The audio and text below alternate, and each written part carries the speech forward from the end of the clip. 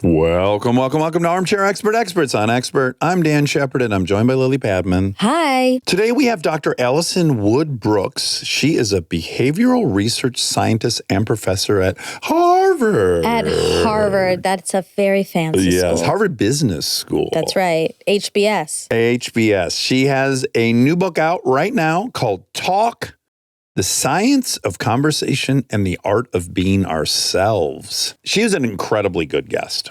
So fun. And I do think we take for granted conversation. We think we're just going to show up and be able to do it. I really liked this in the context, in general, but dating, which we talk about a fair amount, and why a lot of these are not very successful. You actually put no time into planning how you're going to converse. There's like real tricks for conversation. Yeah. And it's not disingenuous to use them. Yeah. Also, she's an identical twin. Yeah. So we had a lot of fun twin chatter. That part is very cool. And further imploring us to get find a twin expert. Yeah, we really want that. Yeah. She's one of the guests that we have that is a teacher at a fancy school, and their class is like so impacted. Most impact, yes. People really want wait it. List. Yeah, it's one of these favorite classes. Do you know I have a recurring dream Okay. that I am not finished, like everyone's finished with their classes. It's the last semester, and I forgot to put my classes in correctly, and now I'm behind, and I'm gonna have to take all these extra classes to graduate. Yep. And then I'm also looking at the classes, and I really want this specific class because it's like the fun class that everyone wants to take. Yeah. I have this dream a lot. I have half of that. I don't ever have the class I'm trying to take. Okay. But I have the what happened? We're mid-semester. Have I gone to any classes? Yeah. There's a final. I wake up on set a lot where I'm directing something I haven't read. Right. And I'm like, oh my God. Oof. It's ill-prepared. Anxiety. But her class would be one in my dream. You should add it. Yeah, you should incorporate it. Yeah. Please enjoy Alison Wood Brooks. He's an armchair expert. He's an armchair expert. He's an armchair expert. He's an armchair. Most people who love Diet Coke will acknowledge it does seem to be a bit of an addiction. Yeah, because it's a stimulant, right? It's it's majorly. We cut through like so many cases of Diet Coke at HBS at Harvard because like so many of the faculty are ADHD and they're self-medicating in tiny doses. Makes sense. Yeah. For They're real. Ritalin. It's their over-the-counter Ritalin. Yeah. In addition to their real Ritalin. Although Diet Pepsi's becoming more of a thing. I don't know if you guys heard about the new trend. Say it.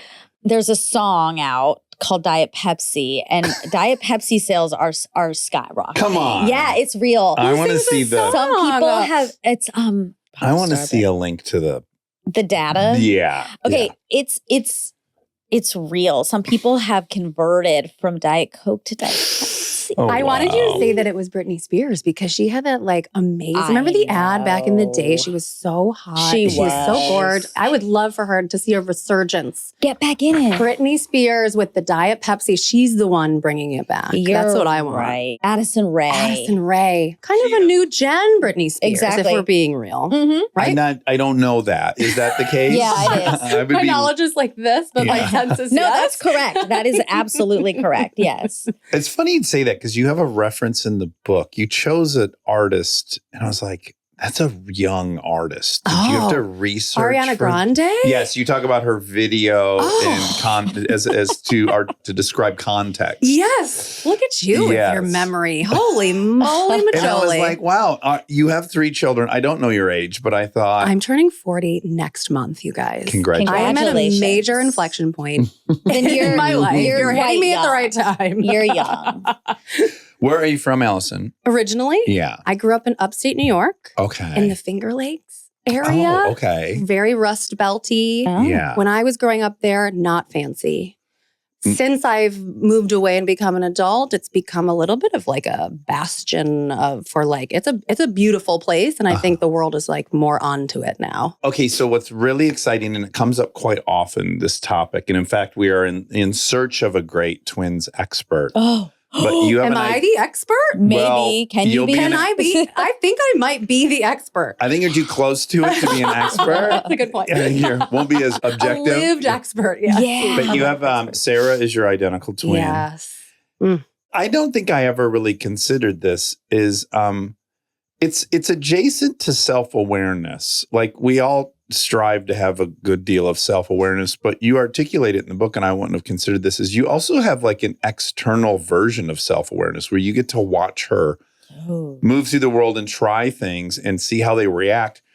That's very peculiar, isn't it? In an is. interesting way, Monica? Yeah, like seeing if being more outspoken, like you can't say, well, it's because they look like this, or that you can't, all the factors are the same. Yeah. So that is very interesting. And we all have multiple selves, but like as a twin, you get to see one of your sort of selves like outside of your body. It's really quite, it's an amazing, lucky life. I don't know anything else, but it's really quite something. Are you mirror twins? Is one of you left-handed and one right? No. Oh, bummer. No. See, that's one of the things I need answered. Like how many people are like that? And Yeah, I don't know. You're right. I'm not an expert. I don't know those answers. But you're identical. We're identical. We didn't know we were identical until high school. What? So like AP biology class was like, hey, can we test you and figure it out? oh, wow. And they did. And then you lay the results side by side. This was way before like 23andMe. And they were identical. I mean, looked like the same person. Wow. My parents didn't know they were having twins until I was out. You guys, it sounds like the dark ages. Would you feel like an internal embarrassment when she would embarrass herself? Of course. You would. Yes, of course. I mean, in the same way that you do if you're hanging out with your sibling or your very close friend and they do something, there's always like a vicarious embarrassment. But this is like amplified even more because it's sort of a reflection of you. I mean, if you're watching yourself do an embarrassing thing as it unfolds live. And you have this like disapproving. You're like, don't do that. Right. You have that normal sibling thing where you're like, stop. Yeah, you said there's like a combination of things that were helpful. One was being able to see how you seemed in public, but then also you guys had constant, unfiltered feedback. Yeah. To one another. So there's this, exactly, two things. You're sort of watching a version of yourself interact in the world. So that's sort of like a passive version of feedback where you're seeing how the world reacts to this version of you. But then you're also directly talking to each other in the way that very close siblings do. Oh, yes. And you feel even more empowered to be sort of brutal to each other, right? Yeah. Like, what the hell was that? And you're like, ew, gross, don't do that. Yeah. Just relentless. We are still that way. I mean, she lives a mile down the road from me. She does. She also has 3 kids, 2 boys and a little girl. No. Swear to God. And is she a professor? She's not a professor. She runs a nonprofit. She's a cool twin. She runs a nonprofit. It's amazing. It's called Prime Coalition. I never thought of that either. You could only give so many compliments to your identical twin before It's like a sound indulgent and narcissistic. That's You're right. like, she's beautiful. Well, she's beautiful, super smart. Stunning. Yeah. Yeah. She's a dazzling She's the human smartest being. person I've ever met. Anyone who looks as pretty as her. Yeah, you got to be careful. Exactly. It's like a weird self-toast. Yes. But real, like honestly, I admire her so much. She's done really amazing things. So your hair is naturally curly. Big time. And you chose to straighten your hair. So you were doing things, right, to try to carve out some individual. The whole existence, my whole existence anyway, is like this. Like every moment you're making these choices of like, who am I going to be? How are we similar? How are we going to differentiate?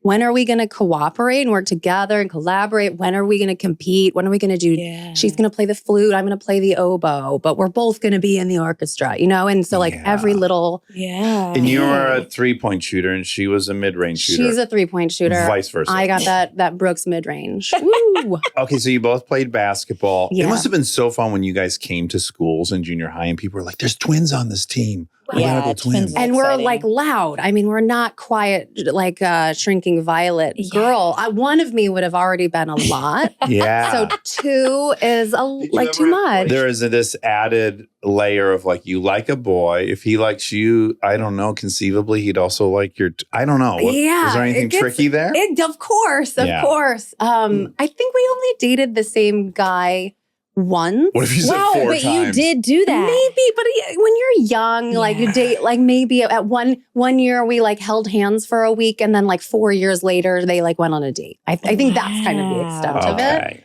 because that would be really weird. And are your current husbands similar? They are similar in some ways, but quite different. She's Okay. always had different tastes than me, actually, In men. suitors? Yes, in suitors. Yeah. And in the ways that complement how she and I are different from each other. Right. But, and you saw this a little bit in the book, I was so hard on her about who she was dating, right? Like my expectations for who she would end up with were like even higher than for myself, which are already so high. Did you ever feel inferior to her or superior or both? Both, yeah. Both in different ways. Because it's like having a mirror, you actually get a better sense of what you're good at and not good at, because you have this example of someone who is actually better and slightly better or slightly worse than you at certain tasks. Yeah. Yeah. As a psychologist now, for a long time, I sort of would have loved to believe that everything is malleable, like everything is trainable and learnable, and you can change so much about Mutable. yourself. But I think being an identical twin does highlight how many things are outside your control and genetic. Like our hands, if you laid them side by side, I could not tell them apart. Our feet, our voices. I still to this day answer the phone, "Hello, this is Alison," because like I can't even tell the difference in our voices just on the phone. Right. Really, really simple. So there are things about our bodies and about your mind that you don't have control over. Yeah. And then I had my own kids, which is another, they each come out so different. And you're like, holy cow, this is like even what, like nature's really a thing. It's fascinating. It's so really fascinating. is. So you went to Princeton for undergrad. Yeah. And then you went to Wharton for graduate school. What was the undergrad degree in? Psychology was my major, and I got a minor, they called a certificate there, in finance. Not because I was interested in finance per se, but because I was really interested in like economics and this judgment and decision-making behavioral science stuff. Right, behavioral economics. Yeah. Wait, sorry, I have one more twin thing. I know it's okay. we're past twins, but I have to know if you have the thing that they all have where you can like sort of read each other's minds. In this book and in my course and in conversation in general, there's so much mind reading that you have to do of all people. Like we're constantly trying to figure out, what are they thinking about? How are they feeling? Are they interested in this right now? Are they bored? Right? There's this tremendous level of mind reading.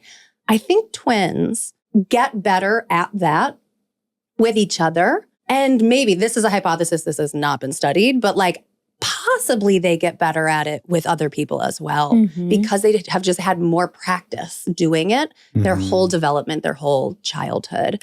But I think that's where the stereotype comes from with twins, is that they can read each other's minds, is like they've spent a lot of time together. Yeah. They know each other really, really well, and their brains work similarly. True. See, right? we got into a little bit of a chat about the validity of these telepathy tapes thing that's going around. And I said, we were using ourselves as examples because we're both quite good at predicting what the other. And I said, to me, I'm more inclined to think it's just pattern recognition. Yeah. And I also think if you observed your sister her whole life, so God, you've seen her react to every way. And then intuitively, you kind of know how you would react. Totally. So you input A is going to equal this, stimulus is going to equal this output. I don't know. I tend to believe it's that more than. I totally. And what it has shown me is even though we're so good at predicting what the other person will do, we have this tight knit, which psychologists would call shared reality. Like you're better at predicting what your twin's going to do than probably anyone else in the world. And I still don't know exactly what she's thinking and feeling. Yes. Right. It just shows you like, even when you have so much in common, you have the same upbringing, the same genes, all of it, so many shared experiences, you still can't read people's There's minds. still a mystery element. There's still a mystery. You can get close. The more you interact with somebody, the more you actually care and are good at pattern recognition and pick up on patterns in their behavior and how they think, you can get better at it, especially within specific relationships. But still, you still don't know perfectly what Monica's thinking all the time. I think what's interesting and worth following up on that thought is I actually think you probably could always predict, but you're often missing a lot of the context. Yes. You don't know what happened This is the first example right. that we get to in your book. It's like, you know your sister really well, but you don't know if when she stopped at the gas station, someone called her a whore. Yeah. You know everything else you've observed, but that thing is still floating around. So I do think if you did know all the details, you would be in still the high 90s, you know. It's just we don't really know all the details. Exactly right. Okay, so you in graduate school, you start focusing on negotiation. Yeah. Feel and emotions. Yeah, why people's behavior is impacted by their feelings. Yeah. Yeah. Yeah. So what there caught your attention? I realized that there was a lot of research in clinical psychology about anxiety and the sort of high level anxiety that requires medication or therapy. And I was like, you know what though? I think like everybody's feeling anxious like a lot of the time, and it's influencing how they're walking through the world, all of the decisions they're making, all of these choices, how they talk to other people. I wonder if there's a way that we can study anxiety in that way that's sort of outside the sphere of clinical psych. Right, as a pathology. As a pathology that needs like diagnosis or whatever, which is obviously so important. But what about the sort of lower grade normal anxiety that most people are feeling a lot of the time? Let's figure out how that's influencing the choices that they're making as they go through their day. Negotiation was one of the places that we looked, but we also looked at like advice. When do you seek advice? When do you take advice? Who do you seek it from? Who do you seek it from? Do you feel like you have to listen to it? Dax doesn't seek advice from anyone. No, I do. But Two remember I people. said I seek the advice that I think I'm going to get. Oh, right. We did talk about To that. confirm, to make you just prop you up. Make Yeah, you like feel if I good. want to indulge in Yeah. this bad behavior, I call a person I know who regularly indulges in that and is not going to say, you know better. And then when I actually want to change, I call Tom Hansen. I think we all have a... Yeah. Okay, so you end up at Harvard teaching negotiation. Yeah. And you start doing a lot of clinical work and experiments. Yes. And it definitely expands out from there. It expands out from there for sure. I have a list of fun things that you... Negotiation has been this course that's been taught at like every business school and law school for a long time now. It's a great course. You know, you show up, the students show up, they take on these roles and they pretend to be, you know, the manager of a factory and you have to negotiate all this stuff. And it's great. It's informative. It's great. As I was teaching it though, a couple things occurred to me. One, our students at Harvard are already very strategic people. And I was like, do I need to be teaching people who are already quite strategic to be even more hard driving? Yeah. Does that align with my values? That's question number one. Number two, so many of the exercises were like, well, you have to negotiate for a car, or you're going to go buy a house, or you're going to negotiate a merger or a really big deal at work. I was like, you know, I'm a grown up and I don't really have those conversations very often. Maybe once every 2 months. Yeah. But you know what I do all the time is talk to people in conversations that on their surface should be easy. Yeah. And then like at moments I'm like, oh, this is maybe not as easy as it or as fun as it should be. Yeah. So my sort of aperture of what I was getting curious about and thinking about how to help people was sort of widening, I think. Yeah, you did experiments on speed dating, parole hearings, doctor-patient interactions, negotiations, sales calls, instant messaging, face-to-face chin wags between strangers. What's that? I love that word. Chin wag is literally like your chin just you're just talking. It's just it's a synonym for talking. It's a 30s way to say, 1930s way to say talking. Wag, I needed to know. That's what you do here. It's Chin true. wag. You could put all of those under the umbrella of negotiating, right? Sure. And I think the things that would be normally studied or you'd be drawn to is like all the things you listed are quantifiable. Like, I want this amount, they're offering this amount, the outcome's measurable. But like in a romantic relationship or when you get into these gradients of leverage and control and power, and like those are not easy to quantify and measure the outcome of. I remember very vividly when I was teaching the negotiation course, I had a student raise her hand one day and she was like, so is this just about like solving a math problem? Because in the way that those exercises were set up and the way that we think about negotiating, it sort of is, because it's all these things that are like quantifiable. You put numbers on like what you care about, and then you try and sort of trade on differences to expand the size of the pie and then claim the largest part of it. And as a psychologist, it made me sort of deeply uncomfortable. I was like, that's not, like, not everything is quantifiable, right? Yeah, so much about life and about how we feel towards each other is emotional and like trust and fun and love and like, oh, I want to keep this private. And I don't know, I just felt like we were missing a big piece. Yeah, I wrote down, you said, while strategic and technical skills can help people get ahead in many ways, being a successful person is about relationships, and relationships are about talking.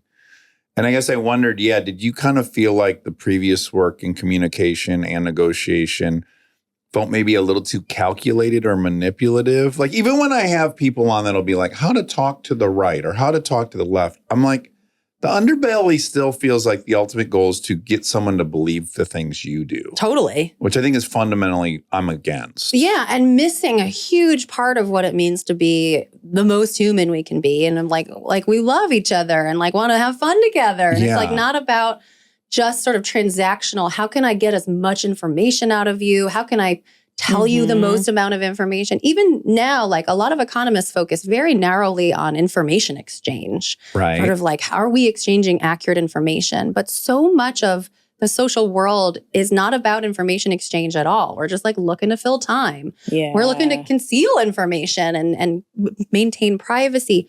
We just don't want to feel awkward around other people. We want to have fun. We want to, learn from each other. So I felt like that whole bit needed more of a focus. So you took all these conclusions and then you wove it into a class you called Talk, How to Talk Gooder in Business and Life, which is just, I don't know where you got that, but what a stroke of genius it is. How to Talk Gooder in Business and Life. But it became hugely popular. It's a heavily impacted class at Harvard, and you've taught 1,000 students over the last 4 years. You were invited to be a consultant to the Celtics. Wow.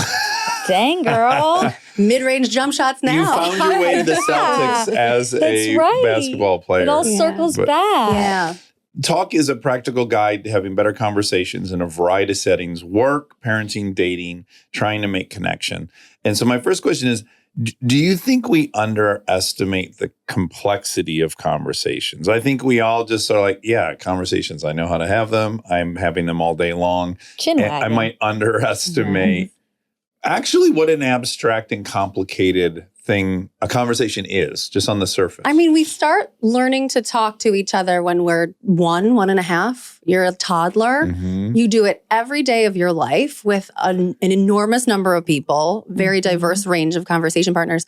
So by the time you get to be a teenager and then an adult, it's second nature to you. It feels like you should be an expert, and like maybe you are an expert. Yep. You see other people who are seemingly amazing at it, and you're like, wow. And then you feel bad that if you're, you feel like you're not. It also has the illusion of being innate, which it's not. Right, exactly. It's like reading. It's this very abstract thing. Right. I'm making a bunch of noises to transfer the thoughts I have inside of my brain internally into your brain internally. And you're going to respond in a way that you'll transfer your thoughts. Like, that is highly complicated. When you look under the hood of what's going on during conversation, it is remarkably complex. And so you get to this point of acceptance where you're like, of course there's going to be moments of awkwardness. Of course we're going to like forget to say stuff that we meant to say, or say things that we regret, or interrupt people, or have all these little collisions, because it's not second nature. And watching children learn to do it, whether reading or talking, opens your eyes to how this is not, natural. This is not innate. It's hard to learn to read. It takes years to really get good at reading. It takes even longer to learn how to be a good conversationalist. And we get to adulthood and we're still not that great. Right. So I guess in just thinking it's innate, you might not think that it's something that you could approach mindfully with a tactic. I like that you say people will put 20 minutes into planning their outfit to go meet someone. Everybody. Yeah. And they'll put zero thought into, like, when I arrive, what will I talk about? What topics do I bring up? Anything. You don't give it any thought. Think about how much time you spend picking out your outfit, making a reservation at the restaurant, buying your makeup, getting your hair done. And literally, like, during all of that, you could be thinking, what are 2 things we could talk about once we're together? Yeah. But most people don't do that. Right. You just Yeah. take for granted it'll just happen. It'll flow. And then the Does dates it feel- suck. Right. Well, Yeah. yes. But also, do you think people might feel like that's contrived? I know people think it's contrived. Yeah. So we've asked people, there's tremendous aversion to this idea of forethought, particularly for people that you know really well. Oh. It feels like, and it goes back to this assumption or like this hope that it's second nature. You have this feeling that like conversation should feel natural. You say it's the myth of The naturalness. myth of naturalness. Yeah. It should feel spontaneous and sort of invented on the spot and a little bit magical, that you just like land on topics that are fun to talk about and there's never going to be a lull and you're going to just know where to go. And we feel that way even more with people that we know really well and love. We're like, oh, it'll just come. Which is maybe like true a little bit more when you know somebody well compared to like your work colleague that you don't like. But in all of the cases, whether you're averse or not, when you actually have people plan topics ahead of time, their conversations are so much better, measurably better. Well, I love that you're contrasting it with the other amounts of effort you put in. Like, no one's thinking like, well, I'll just naturally look good. And if I don't naturally Right. look good, it's not a fit. Or I'll naturally arrive there. No, none of these things are going to happen naturally. So would you give me a little historical context for conversation, how we've thought of conversation, how it's evolved? I was kind of fascinated with the power dynamic of a monarchy and how that affected things. So like, how has our idea of a conversation evolved? Yeah. So we actually know very little about when humans evolve the ability to have dialogue and talk to each other. Their estimates vary quite widely. Mm-hmm. There are some signs. I thought this was so interesting. There are signs sort of like in the archaeological record. They use things like, oh, there's a fossil of a necklace or like jewelry is a sign that they must have learned to talk by this point because they had to pass that knowledge down across generations in order for it to be like trapped in the archaeological record. Or they even do these super fascinating things. Well, yes, they'll find a necklace of fox teeth. Yes. And then they'll do the actual math of how long it would take to procure that many teeth and then string it and all the work that would be involved. And what you have to acknowledge about this necklace is that it was a group effort. Exactly. And then they make hypotheses about, well, would they have been able to collaborate on this if they hadn't yet learned to actually talk to each other, communicate in some You would way? have to be able to tell them, like, here's what we're making. We're gathering teeth because we're going to make this Here's object. the project. Yeah. Someone would have to lay out a game plan. You'd think so. But that's the kind of like, that's how we're trying to figure out, like, when did humans evolve this ability? Then you fast forward to the book starts in the sort of 1700s. Yeah. When there were all of these monarchies in Europe whose kings and queens told people how to talk to each other. They were like, here are the people who are allowed to talk to each other at these times, and these are the topics, and here are all the compliments you have to say about me. Yeah. Right? That was it. And then sort of around the French Revolution and right after, people in the Enlightenment and during what was called the Age of Conversation, people started to realize, oh, we can like get together and talk about what we want to talk about. Yeah. And it was in these fancy salons in Paris, and it was happening all over Europe. People were sort of realizing, I can get together with people and talk about the topics I want to talk about in the ways I want to talk about them. Yeah. And so the book zooms in on Immanuel Kant, who is this famous philosopher. Yes, we love Kant. And he lived a very fascinating, very regimented life. Most of his life, he would get up and he would like go for his walk at a specific time. He would sit down and do his work at a specific time. They called him the Königsberg clock. So a very regimented guy. He was not wealthy until late in his life when he was finally able to afford like a home of his own. He couldn't even get a professorship. Which blew my That's mind. crazy. He lived at boarding houses and he was like a sub teacher, basically. He's sub teacher and he would like have dinner in these rowdy pubs at night. And as like this fancy, very smart philosopher, he would get really annoyed. He's like, this is boring. I want to talk to smart people about my smart ideas. Yeah. So finally, when he was able to get his own house, he started hosting these dinner parties, which became very well known. They were like highly coveted invitations to Kant's house for these dinner parties. What I found so fascinating to read about and learn is that his dinner parties had all these rules of conversation. So he almost was kind of acting like this little king in his kingdom. Yeah. And his rules were, we're going to talk about specific topics at the beginning. We're going to talk about specific topics in the middle. Then we're going to like joke at the end. We're going to have food and wine that mirrors each of the phases of the meal. I want to go to this. He Right? curated the guest list, so you wouldn't have 5 physicians. You'd have a physician. You'd have a priest, clergy member. yeah. So it was going to be an eclectic group. Yep. There were some ground rules like no interrupting, no monologuing. There were some other. No arguing. So surprisingly, he didn't like debate. So he didn't really like when people argued about stuff, especially about the French Revolution. He was like, this is for us to like have fun and learn from each other. And it should feel delightful the whole time. Yeah. Take the ideas or leave the ideas. You don't have to defeat them. Exactly. Yeah. Exactly. And so that was sort of the beginning of it. And during the age of conversation, this idea was cropping up all over Europe. There were all these philosophers who were pontificating about what it meant to have good, sparkling conversation. Yeah. And it was sort of subversive because it was the first time that they weren't just doing what the king or queen told them to do. Yeah. And then the Industrial Revolution happened and people started mixing a lot more. We're not just talking about like highfalutin philosophers getting their fancy friends together. It's sort of like, oh, people are going everywhere all the time. You never know who you're going to run into in all classes and all status. And so we need to now figure out, what are we talking about? How are we talking? What are the new rules of conversation? Well, what you're first describing is like that mixing of the classes is hugely impacted by the move from rural life to city life. Yes. Now you're like, you live within a stone's throw of the rich person and the And you're crafts going to see them person. on the road as you're walking past, and you're allowed to greet each other. So, Yeah. like, if you say hi, what are you going to say? Mhm. Yeah, the Can you even boundaries. tell who's who anymore? Right. Yeah. And I love that. The boundaries really fell apart. Stay tuned for more Armchair Expert, if you dare.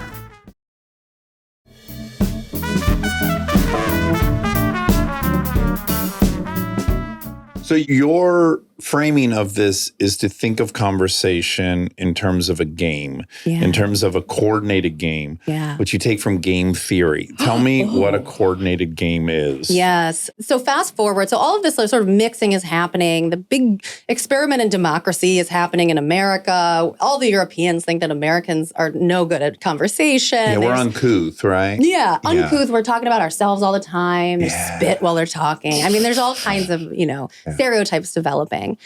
Fast forward a bit more, in the mid-1900s, middle of the 20th century, game theory appears. So these are like economists and game theorists like John Nash, who from A Beautiful Mind was a Oh, movie. yeah. Sure. Janusz von Neumann. Yes, von Neumann, Yeah. Morgenstern, Thomas Schelling. Now, they studied what they called coordination games, which were really simple, but at the time they were really sort of hot and flashy.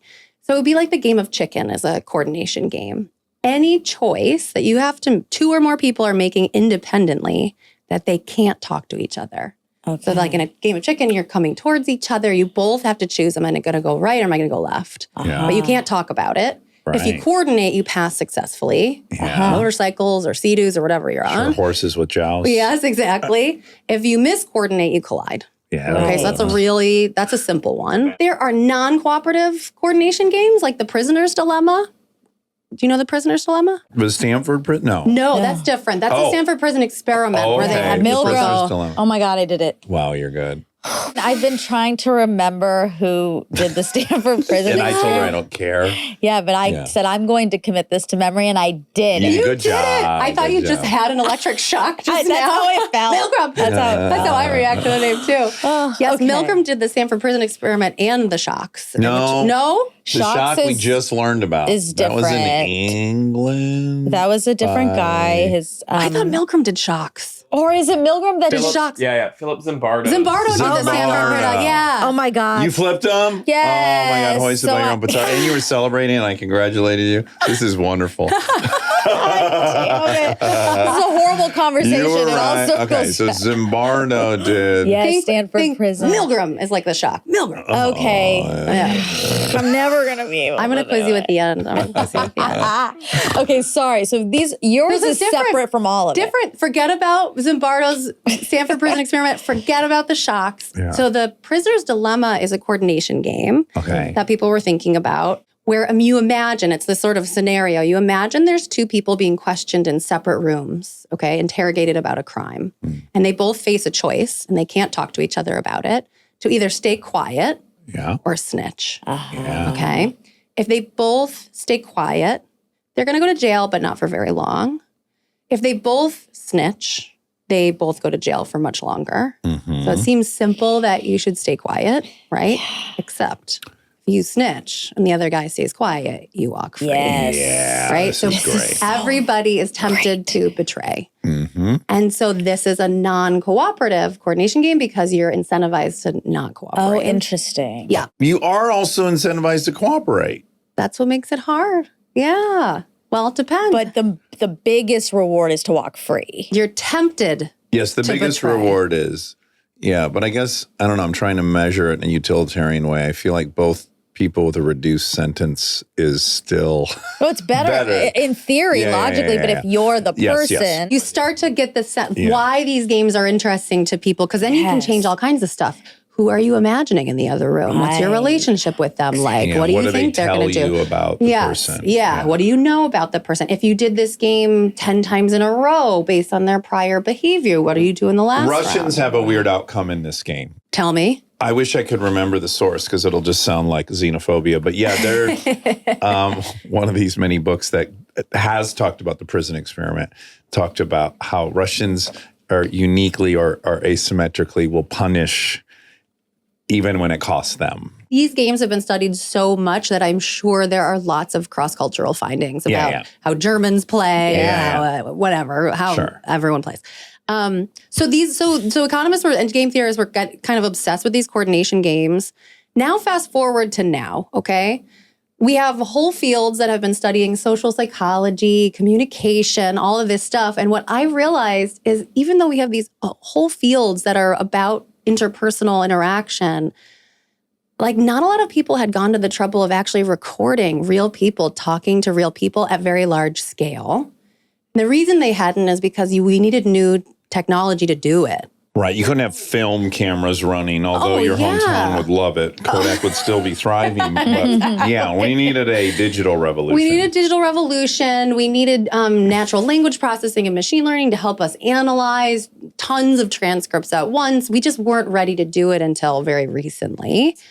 But as we were sort of like, oh, we should do that. We should record tons of conversations and analyze them. I also realized, oh my God, conversation is just like those coordination games that the game theorists were studying back in the 1950s, like Thomas Schelling and his coordination. He has a famous one where he asked people, if you had to meet up with people at noon tomorrow in New York City, where would you go?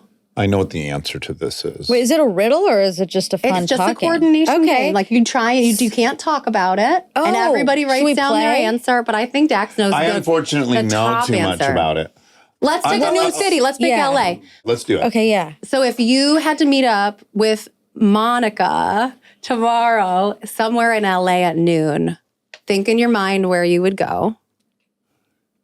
And it's not change. here. It can't be here. Right. Think it in your mind. Yeah. Commit to it. Yeah. Monica, what's your answer? Cara. Yeah. Same.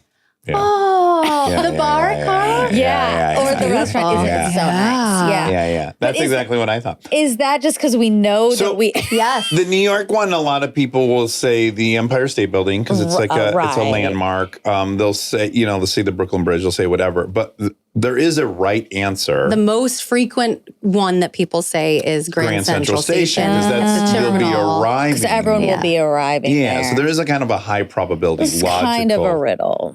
It's Kind a of a little riddle, bit, yeah. but it's like because Thomas Schelling called them focal points. It's because it's like stuff that your mind goes to quickly that you think other people are going to do. Yeah, high probability. Like, the first thing you think of when you think of New York, I'll go there. Yeah, we're here. Like that's a focal point for you in your shared reality and your relationship that Yeah. helps you coordinate. Yeah. So what we realized interesting. about conversation is like, it's just like these coordination games, except every little moment, every moment is like a coordination game when you're trying to decide, what are we going to talk about next? How are we going to talk about it? What are they excited for me to ask? Where should we go next? Requires this level of shared reality, these focal points.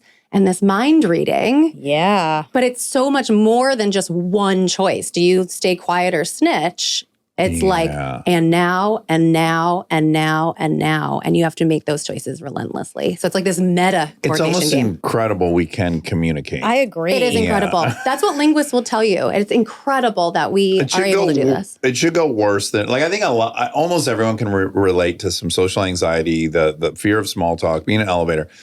And that is all present. But in general, it goes shockingly well. It does. It's incredible. It's the anomaly you hear two people screaming at each other on the sidewalk. Yeah. Like, yeah. Oh, and even when they're screaming Even at each that. other, they're taking turns. They're listening to communicating. each other and scream. Yeah, There is some information being exchanged that they may get the opportunity to rehash later. Yeah, Like exactly. it's still amazing that we are able to do this. And when Yeah. you look at actual transcripts between real people, whether they're shouting at each other or not, you start to realize, oh, it is a train wreck. Like we're interrupting each other all the time. We're not actually listening. We're having half-finished thoughts. We get excited about a thing and then we get excited about another thing.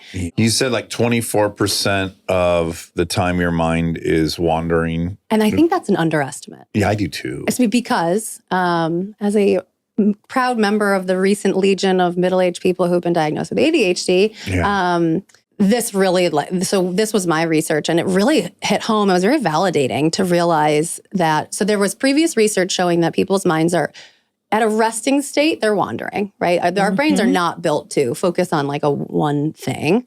So our resting state is mind wandering outside of conversation. In our research, we looked at it in conversation. So we interrupted people every 5 minutes and we were like, were you just listening to your partner?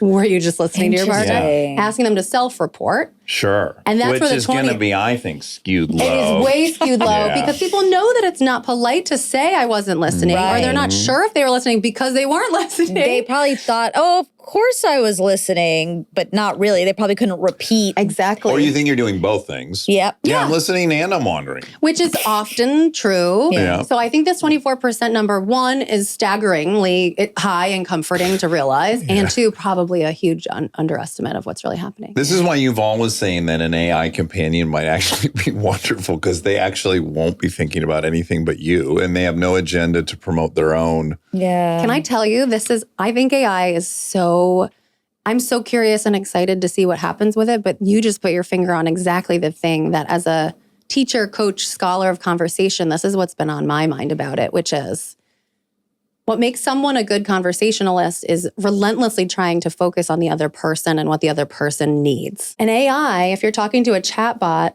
AI, they don't have any of their own sincere needs. Right. Exactly. They are only there to serve your needs. Mm-hmm. And what I worry about is that the more we interact with an entity like that, a non-human entity that's just there to serve you, and it's so good at serving you. Right. It's amazing at It's a serving you. narcissist machine. Exactly.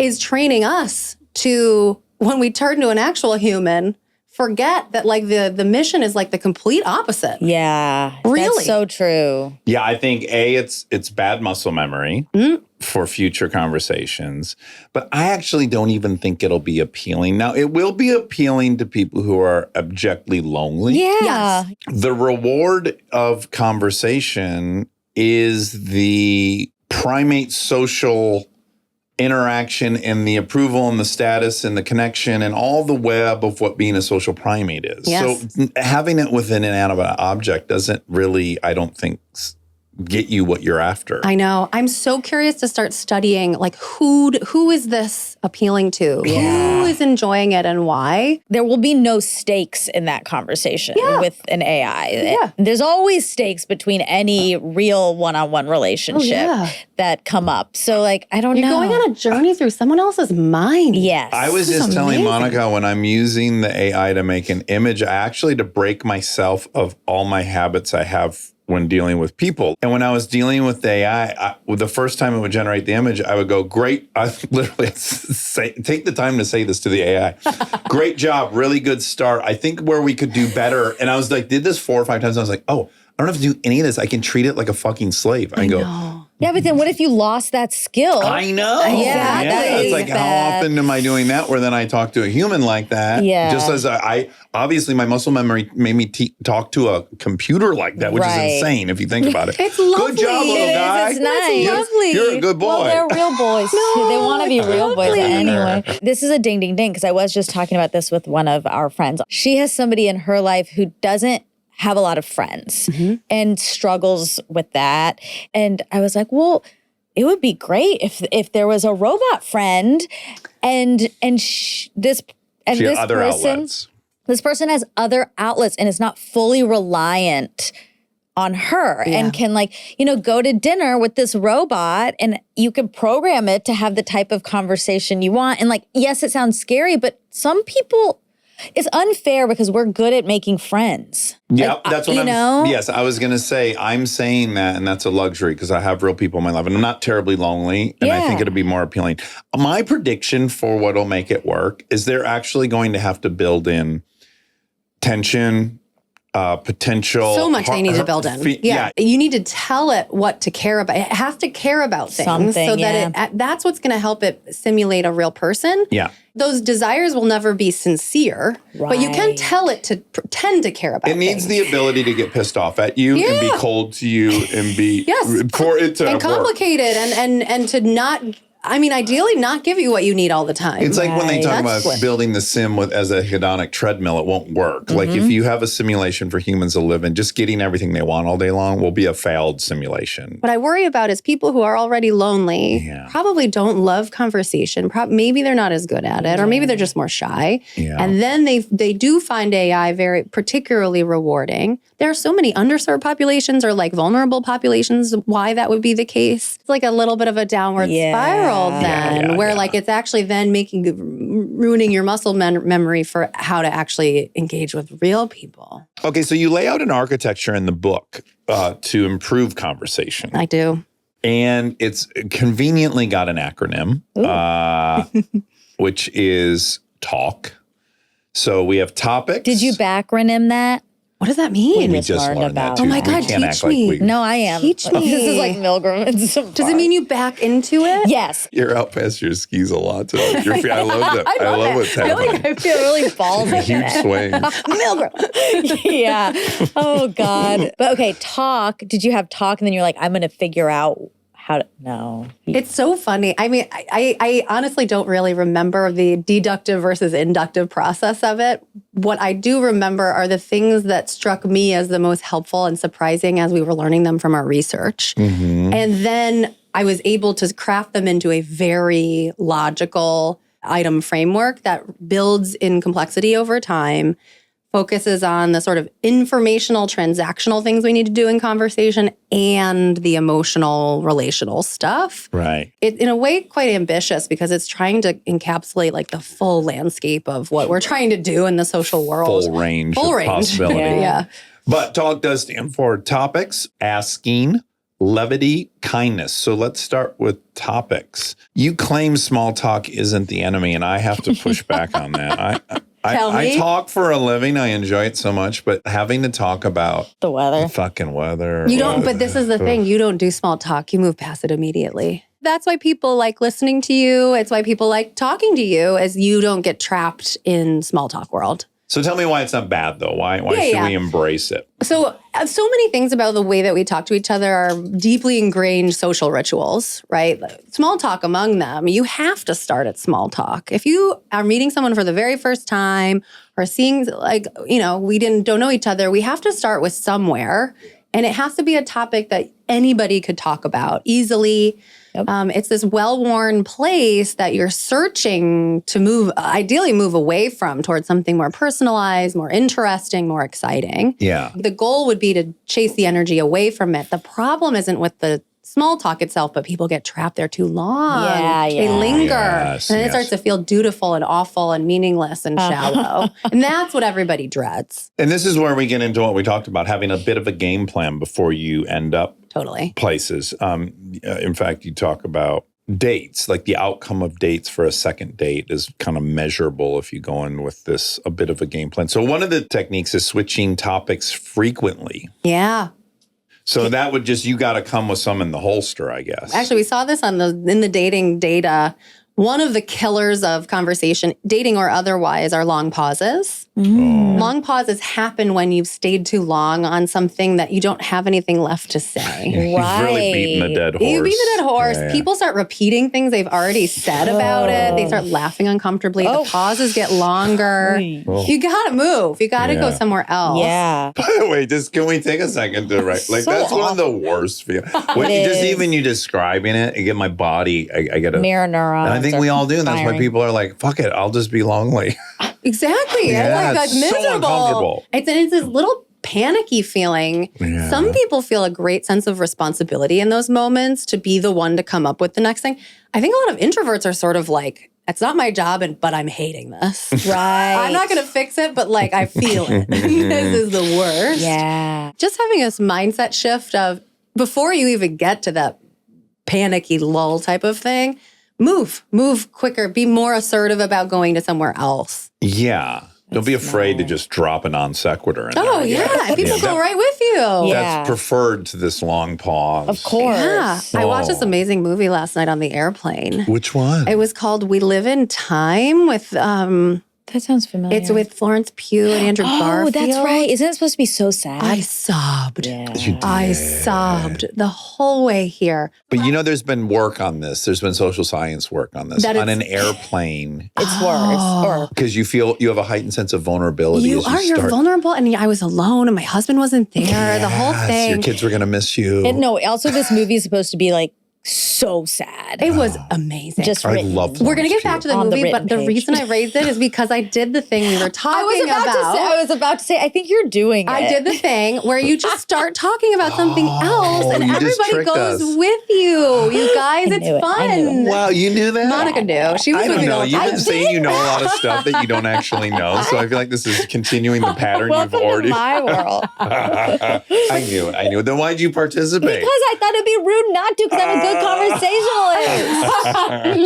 Golly. But if you just start talking about something else, like in I feel betrayed. it's okay. You have been betrayed. Yeah, be careful who you're talking to. I Some feel people, manipulated and betrayed. Now I don't trust you. And I'm scared. Now I'm going to be dominant. But back to the movie for real. It's so good. It's so good. I sobbed so much. Okay, asking questions. This makes sense. I just want to give a personal anecdote.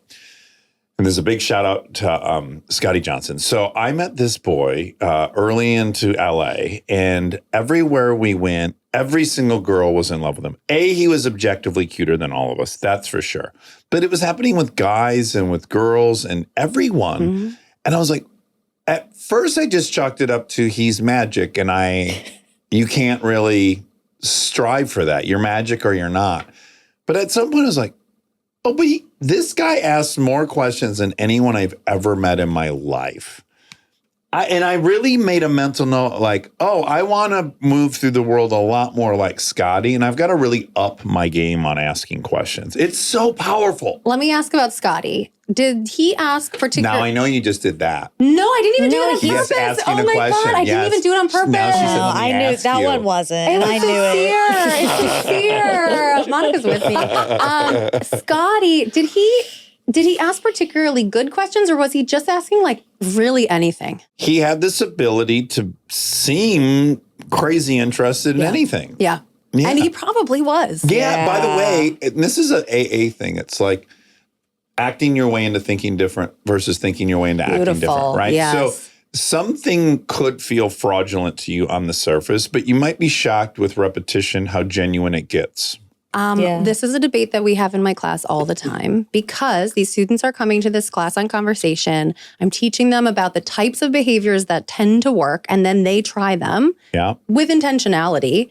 And of course, through the whole thing, they're thinking, but isn't this manipulative? Like, if I do this with intentionality and knowing that I'm doing it, doesn't that make it by definition inauthentic in some way? Right. What's unique about conversation is maybe for a fleeting second, and you think to yourself, I should ask a question now, and then you do.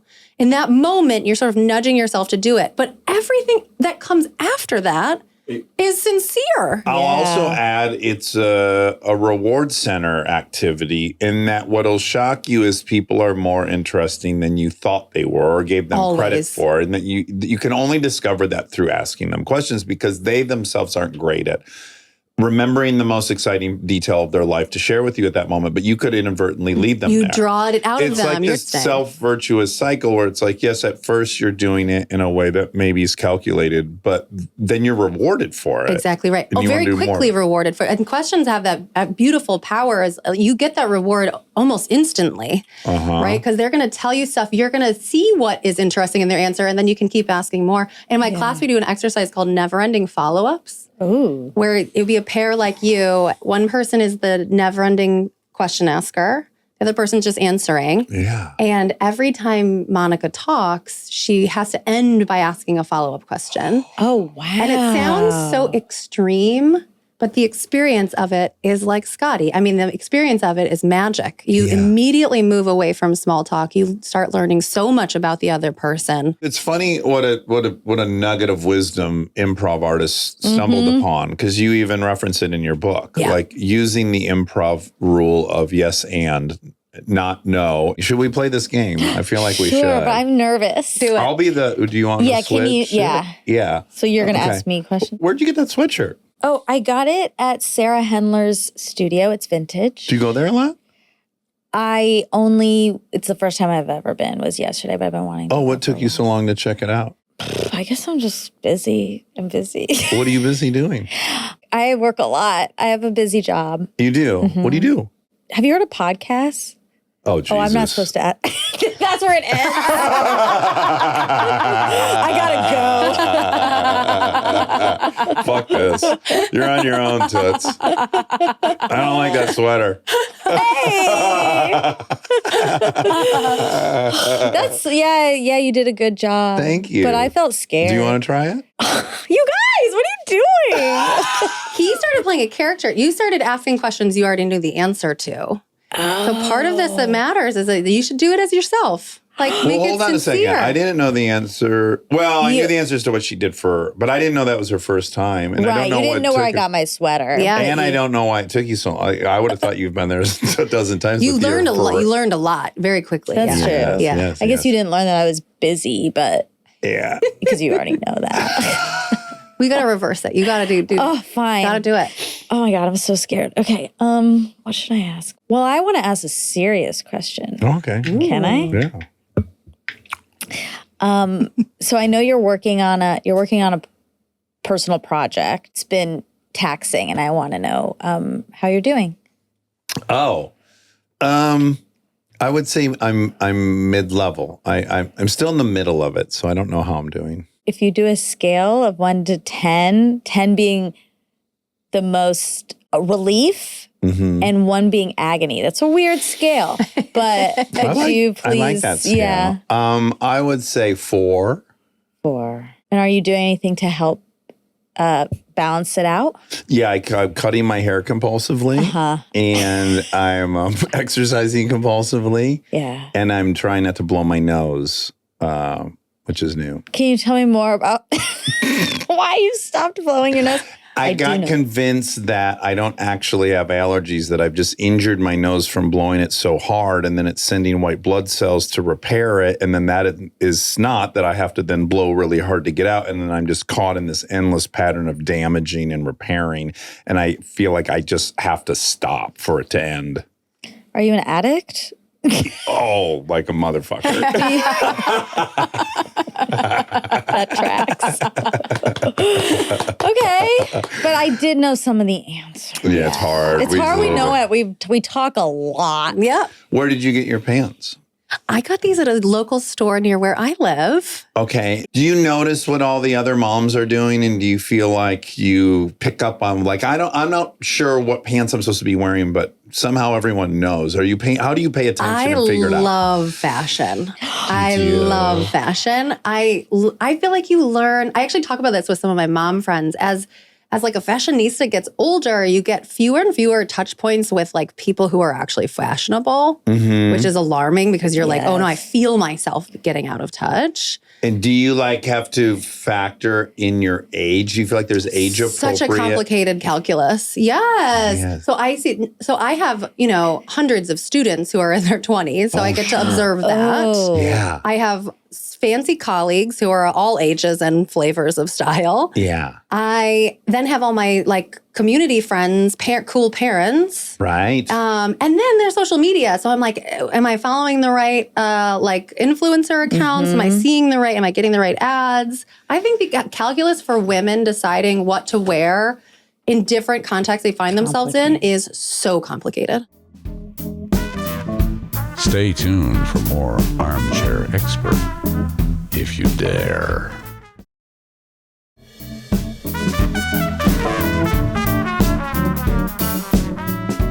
Okay, so here's a calculated question I would ask, and I realize how I operate in thinking of this question, which is I would go, have you taken too big of a swing? Oh, I try not to. So this is part of my one of my goals is I used to go much harder when I was in my 20s. Like I wanted to get noticed. I wanted to be different. I wanted to be the one sort of setting the trend. As I've gotten older, I think it's more about not taking too big of a swing. I don't like that feeling. Okay, so you haven't like arrived at a restaurant and been like, oh boy, I went too young with this top. No, now I really try and keep. I played a little safer, I would say. Even today, I was going to wear like a hot pink sweater, and at the last second, That I was would have been like, cute. Black, thank you. Were you? Wait, you said you were afraid to ask that? No. So I know that the kind of questions I ask is I want to get to a time you got embarrassed Yeah. because that's vulnerable. Yeah. Well, you And were that's doing very it to me. I didn't even bonding. realize you didn't? were And doing it that's- to me. You thought this was a random I thought conversation. you were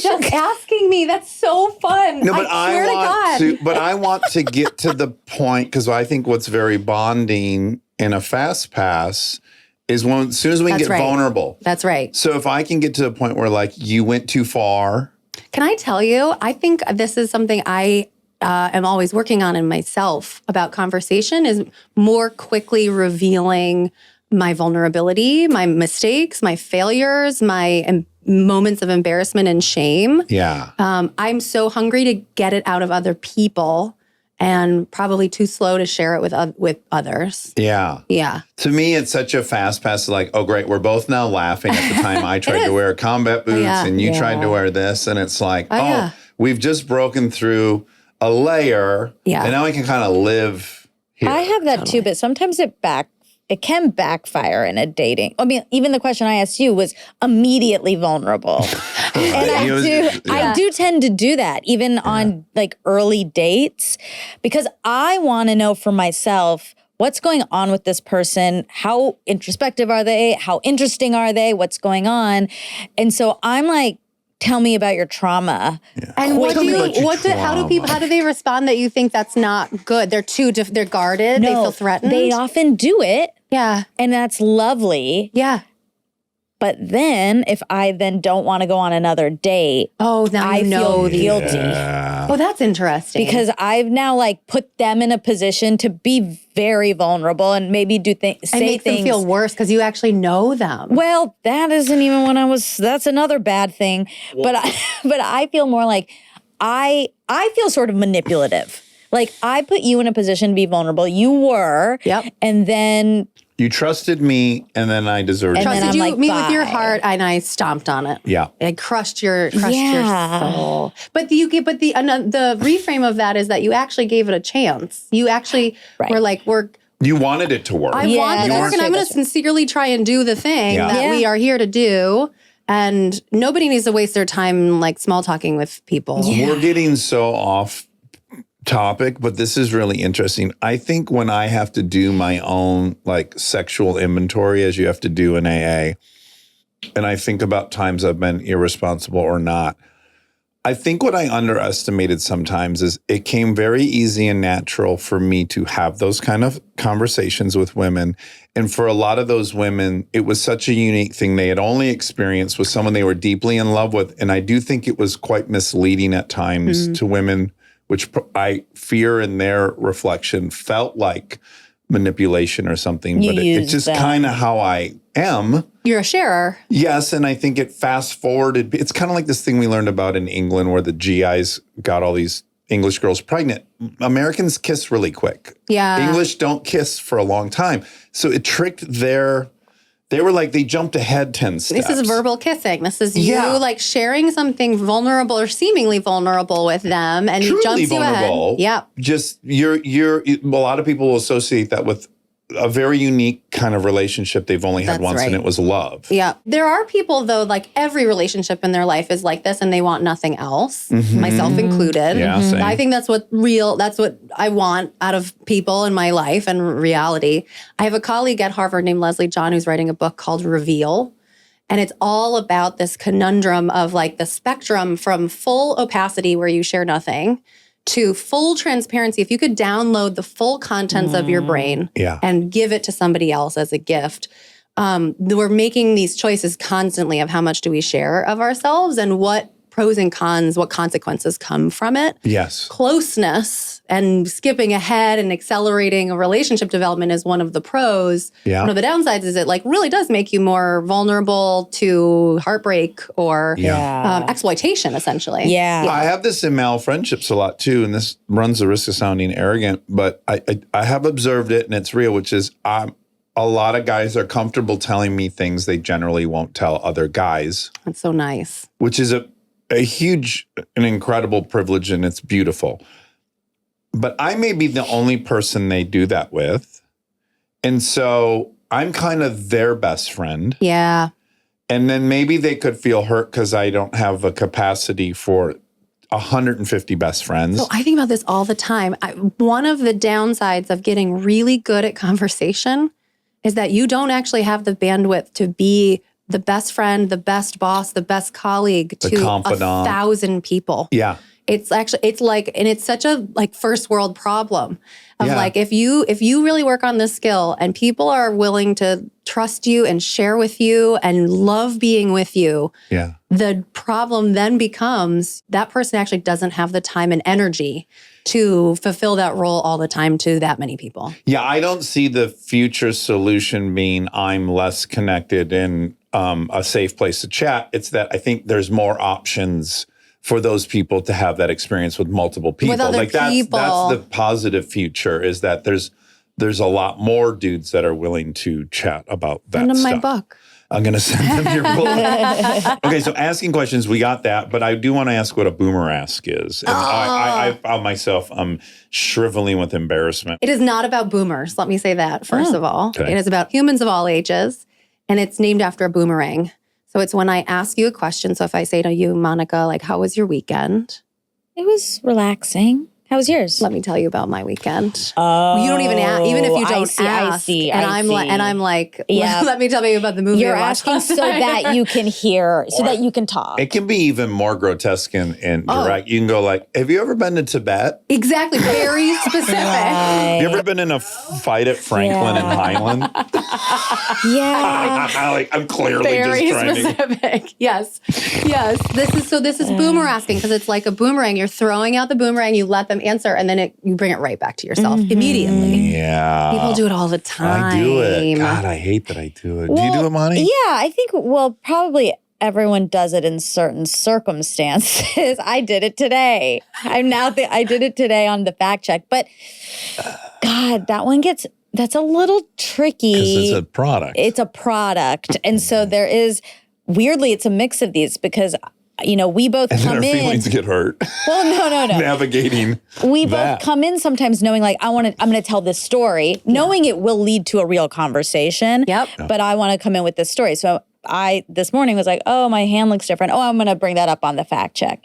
So when Your hand looks different? yeah, because, It's a if huge you- development. If you get a cut and then it scars and then you're like looking at your hand and it's not, you're like, whose hand is this? You have very lovely hands. Thank you very much. Youthful, They were right? better Glowing about a and week ago. youthful, yeah. Thank you. But anyway, so I sat down and I said, have you ever had this experience? Right. To start the conversation. You're open to hearing I've had a similar. Yeah, I did want to Yeah. know the answer, but also I was like, well, because we're going to talk about this now. It's all about the timing, right? Yeah. So if you really want to hear about Dax's hands, Yeah. scar experiences, and he shares Be here with all you, day. he shares with you very openly. The important thing is like follow up on his thing first. Yep. So it feels like you actually care because you do. Yeah. Before we get back to Yes, I your think hands that's right. changing Yeah. into a new hand. Luckily, he did not understand what I was talking about. Yeah, I mean, You wonder what- understandably. You wonder what's better. Like, you just come out and tell the story you want Right. to tell. It is better. Direct. It is, Yeah, right? it's better. You feel So less- we studied that exactly. Oh, tell me. We randomly assign people to either start with a question, let someone answer, and then tell a story, or just tell the story. Yeah. Just telling the story is better. Whether Okay. you're bragging, whether you're complaining, or whether you're just saying something weird and neutral. Yeah. Like, oh, I think my hand is morphed into a different hand. It's better to just share it. Right. Which then may trigger reciprocity That's the from the other hope. person. That's the hope. Yeah. But you don't have control over that. Right. But sharing it is, you're going to get the satisfaction of sharing whatever this thing you're dying to share. And you hope that the person you're talking to is actually interested and might like ask about it or share about themselves. Yeah. Yeah, interesting. What's a gotcha question? Oh, that's almost a gotcha question unto itself. Oh. It's not. There's It's so not. It's not. It's not. It's a gotcha question is really in the eye of the receiver. If the person feels like you're testing them, only Or to leading them? leading them, making them feel like you want to prove how incompetent they are, that they're a liar, expose them as a fraud. Yes. So if I were to say like Dax, you said that you were an actor. Are you acting in anything right now? Oh, yeah. Like, what the hell? You could do it for fun. If we're best friends and I want to tease you, that's like a really funny way to do it. Yeah. If we're not, and that's a legitimate question, what an asshole. Yeah. That's a really quick way to make someone feel really bad. Allison, you can't imagine how many people who only know me from acting will see me at the airport and they'll go, What do you got coming out? And then I go, I have a podcast, and they don't have any sense that But it's successful. They are and they really feel asking, though, they aren't feel they? so bad. And they don't mean for it. The 'cause nice that's thing not is, a gotcha. what they're question. really saying is, I like watching you. Yeah. I want to keep Yeah. my eyes out for something Yes. you're in. But when I say I'm busy doing a podcast instead of acting, They get upset. I think they feel really bad for me. No, Like, oh, God, you he project. It is all about your read of their intentions, though, right? Yes. A gotcha question is if I'm reading you as you're asking me this to make me, to embarrass me, Right. to exploit me, to make me look bad. That's a gotcha question. The same question Exactly. lobbed from someone who doesn't actually know the answer and really cares about you. Yeah, just wants to It's know. great. Uh-huh. So it's all about the importance is like sort of caring intention. Yeah. Okay, let's get to levity, probably my favorite part. I could see where people wouldn't prioritize levity. Can I give you guys a compliment, Oh, please. which is a levity move? Oh, she's doing it. Really, I think the reason that this podcast and you guys are so great is because you're so good at balancing gravity and levity. It's almost the whole mission of the conversations you have is like you want to have stuff you take seriously and you take learning seriously, you take issues and topics seriously, and all the way along, you want it to be fun. Very nice compliment. And you Yeah, accomplish thank it. you. You accomplish the mission. Thank you. I agree that that's the mission. Do you disagree that that's the mission? No, I was trying to do like a really thorough and honest assessment of the motive behind that. You know? My motive? Mine. Oh. You know? Yeah, let's assess. Yeah, what's why? I think the thing that might be truest under all of it is my tool to both let go of power and maintain power. So by being vulnerable and honest, I'm giving away my power. Yes. And I'm scared. Yep. But I always have the skill set to steer the reaction if necessary. I do think it's my way of controlling how vulnerable I'll be. Yep. So we've done research on the relationship between humor and power. Oh. Even one joke or one moment where you make other people laugh in a conversation means you're much more likely to be voted as the leader of the group. Wow. So I think often when we think of levity or humor, we have a tendency to think of it as like this bonus, this like extra sparkly thing that might happen sometimes. And that's nice, but whatever. Yeah. when you actually study the psychology of humor and levity in conversation and its relationship with status and power, the core determinant of the status hierarchy. So I think your sense of like, I'm doing this to reclaim power and control is legitimate. Yeah, because when I tell you something that's very revealing, I get immediately scared, as I think most people do. And it's broader than this room. So my mind can't help but imagine however a million people take the thing I just said. Totally. And then I can take the legs out from it if I want to at any moment. And it's this little micro moment of power because you're like, I know I'm going to say this thing and I'm pretty sure you're going to laugh at. Just even that power over somebody to evoke that emotional response in that moment is tremendous. And it signals something about you that you have the competence, the wherewithal, the sort of dominance to make that happen again in the future. And people read that as a very core competency. Yeah, it's really interesting. I also think it enables you to take big swings because you have you can neutralize it. Yeah. I think of Jess. Like Jess That's is very, nice. very funny. He's also very, very provocative. So he's saying really provocative things. And if they go sideways, he's great at acknowledging they went sideways to then release the pressure of I just A lot of put funny my people foot do in it. this. It's like recovery thing. You know, Yeah, I'm here all night. You know, like that was the joke. Right. The recovery of like, well, at least I tried. So in this same research where we're studying humor and power, what we found is even when jokes totally flop, like people don't laugh, they think they're inappropriate, they don't think they're funny, you still get a boost in how people perceive your confidence. Sure. Because you were at least confident enough to try. Yes. And even that is admirable. Okay, kindness. And this is where we really get into listening. And I feel like this overlaps a bit with asking questions. But why does it deserve its own category? Moment to moment, when people are talking to each other, when they're walking through the world, what are kind people thinking about? And what are they saying to other people? I was as a psychologist, so curious to try and figure that out. And I think we've come up with some pretty concrete answers of what people who are prioritizing other people's needs more frequently than others. These are kind people. And they do some predictable things during conversation. Ooh. More respectful language that makes people feel worthy and seen and known and understood. Could you give me an example of respectful language? Using people's names is a good start. Oh, Right? It makes you say, like, I think you're worthy of even knowing who you are. Just as a starting place. Yeah. I mean, think of how many conversations you've had where you didn't know someone's name. It's a very uneasy feeling. Yeah. Because you can't give them that respect. How can I show you that I care about you and respect you if I don't even know your name? That's a weird feeling. Yeah. Like, let's slap on name tags, guys. Right. Yeah. Just as a start, that's like such a basic thing. But every little linguistic choice you make is an opportunity to choose to show respect or not. Positive language is more respectful than negative. It shows people that you like being with them. So again, what's positive language? Literally things like great, good, awesome, cool, love that. Right. As opposed to negative language that's like, no, that sucks. Yeah. That makes you feel like you're not enjoying being with me.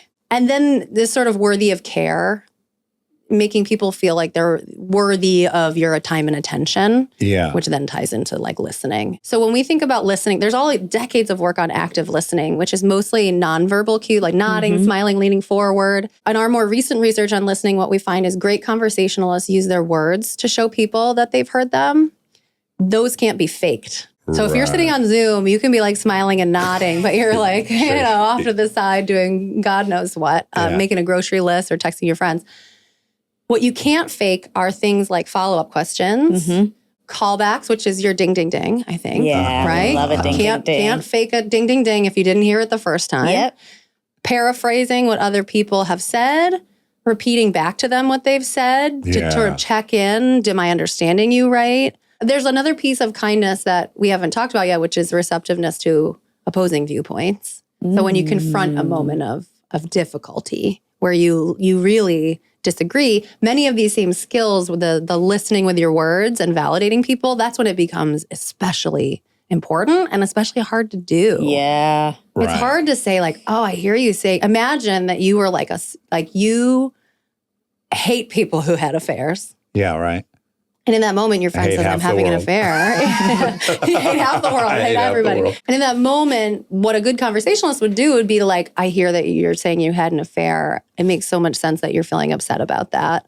Let's consider for a second, like, why this is a bad decision. Mm-hmm. So before you go on to disagree with them, you have to do that hard work of validating them. Right. Oh, yeah. And almost everyone skips My over thing was that. like, Totally. you're not a terrible, flawed person. You're not broken. You did something a lot of people do. And we got to make sure you wake up with your family for the rest of your life. Yeah, How do we get there? exactly. Right. It's so interesting, this whole topic, because I feel like we think about it a lot. I don't know if I'm going to get in trouble for saying this, but for people who are neurodivergent, like that show, the show everyone Love loved. on the Spectrum. Yes. I love that show. I didn't watch it, but everyone loved it. There was a lot of this, right? Like teaching how to have conversations and active listening, all these tools.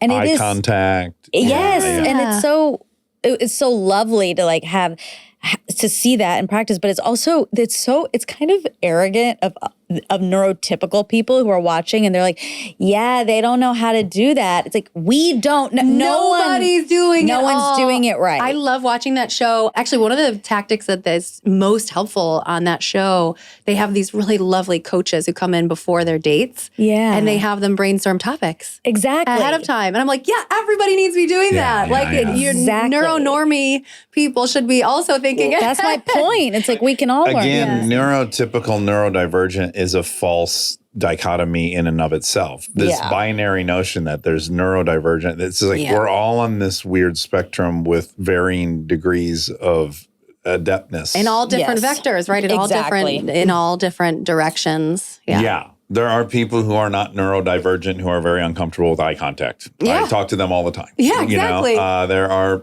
any number of things that they might be struggling with. People also, Yeah. they don't go to fucking dates with topics. Yeah. They're just going to let their neurotypicalness take over. Right? Correct. Okay, now, when you get into a group conversation, it gets more complicated.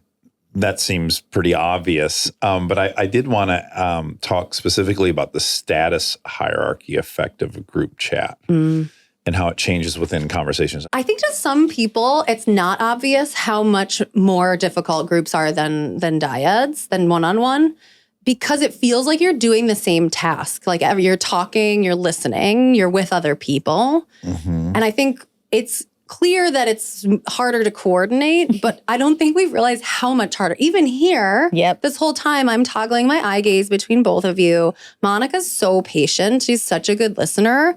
And like, we're all doing this calculus that's quite a bit different than if it were just me and Monica or just me and Dax together. Right. As soon as a third person pulls up a chair, everything changes. Someone can sit there, be part of the conversation and never talk. Yeah. That's different than one-on-one where you have to go back and forth.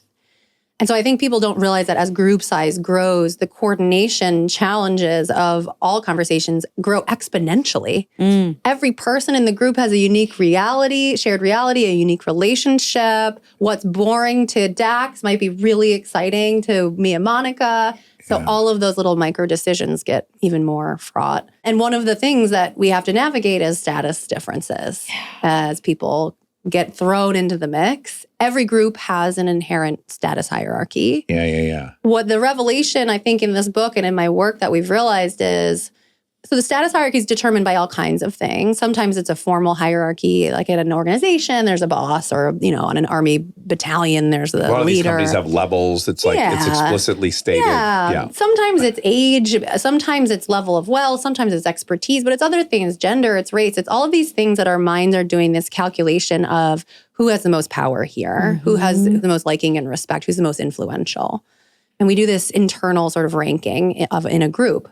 And it affects all the ways that people behave. We tend to look at people who have high status when they're speaking. They speak more, so you look at them. But also when they're not speaking, we look to see their emotional reactions more We check in frequently. with them We when check someone else is talking. because they determine the norms. Like, are they surprised by this? Are they pissed about this? Should I be pissed about this? Which makes lower status group members feel invisible. You're literally not looking at them as much. They feel less welcome to contribute. The revelation that we've sort of realized by studying conversations at the topic level, as you move from one thing to another, the status hierarchy shifts from one topic to the next. Oh, interesting. We start talking about fashion. Yeah. How All dare of a you. sudden, I am not so going to be sorry. looking at Dax as much. Yeah. I'm going to be deferring to Monica, who's She's super the expert cool. in the room. Yeah. Yes. Oh, yeah, I forgot to give you my gift in a little bit. If you're good. If you're good, if you behave yourselves. But if we switch to a new topic on which I have the most expertise, things are going to change. If we switch to something Dax, imagine there's 5 other people here who have all different expertise and levels of status. So it's shifting dynamically as we move from one topic to the next. It's not like you go to a work meeting and like the boss guy is always top dog. Right. Imagine you land on a topic where all of a sudden, like low woman on the totem pole has all the value to add. Mm-hmm. She better feel safe and included enough to and welcome to speak when you get to that topic. You probably don't want to be ensnared in this, but I can't resist right now. I constantly talk about this. I think status is what we are most conscious of at all times. I think it is driving so much of everything. I think it's just baked into being a social primate. Yep. I don't think it's escapable. I No, think it's there's not. a lot of young people who think the solution to this is the eradication of status. You can. It's how our brains are Even built. these movements I see, like main character energy versus supporting cast. It's like all the movement is like to get rid of status. And to me, it's just like saying, let's get rid of being bipedal and Yeah. walk on all fours. Like Yeah. we have to acknowledge it's there, Yeah. accept that it's there, and figure out how to navigate it best. But the notion of obliterating status, I think, is such a Eradication's not the right goal. it's not gonna No. it's absolutely impossible. It's how we're built, what we're built to do. The goal instead, the sort of reframe is when you are in that high status position, what can you do to lift other people up? When you're in the low status role and you're marginalized, what can you possibly do to cope with a very difficult position that you're in? Yeah, it sucks. It sucks. You have a narrower range of things that you're allowed to say that will be seen as appropriate or as a value add. So then you're less likely to speak. And if you don't never speak, you're not actually bringing value. Nobody ever gets to know you and like what you can do. It's this crazy double bind. Our job is to like try and learn as much as we can about each other, regardless of status. But you can't eradicate it. It's how our brains are. It's what we're built to do. And status striving, right? We all want to ascend and maintain. Whether we're status. conscious of it, it means more food and safety. Yeah, food and safety and And we can't attraction escape and it. reproduction Yes, and mating. love and exactly. Yeah. Okay. I'm going to jump to apologies because, and I got to give juicy. credit to AA. There's a few things that it forced me to do. I had to embrace the dogma.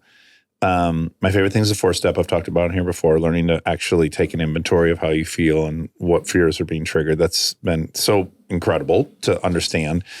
But being forced to say apologies, make amends, Good. and then getting the experience of delivering some of those and finding out the reaction's not at all what you're afraid it'll be. I don't know how anyone else learns that unless they're in a program that demands it. Yep. And then we have as the 10-step, like we have to do that daily. Now, it's not just like, oh, what you accumulated as an addict. It's like daily, how is my behavior maybe impacted someone negatively? And I have an obligation to clean that up. Because if I don't clean that up, I will have low self-esteem and hate myself and I will use.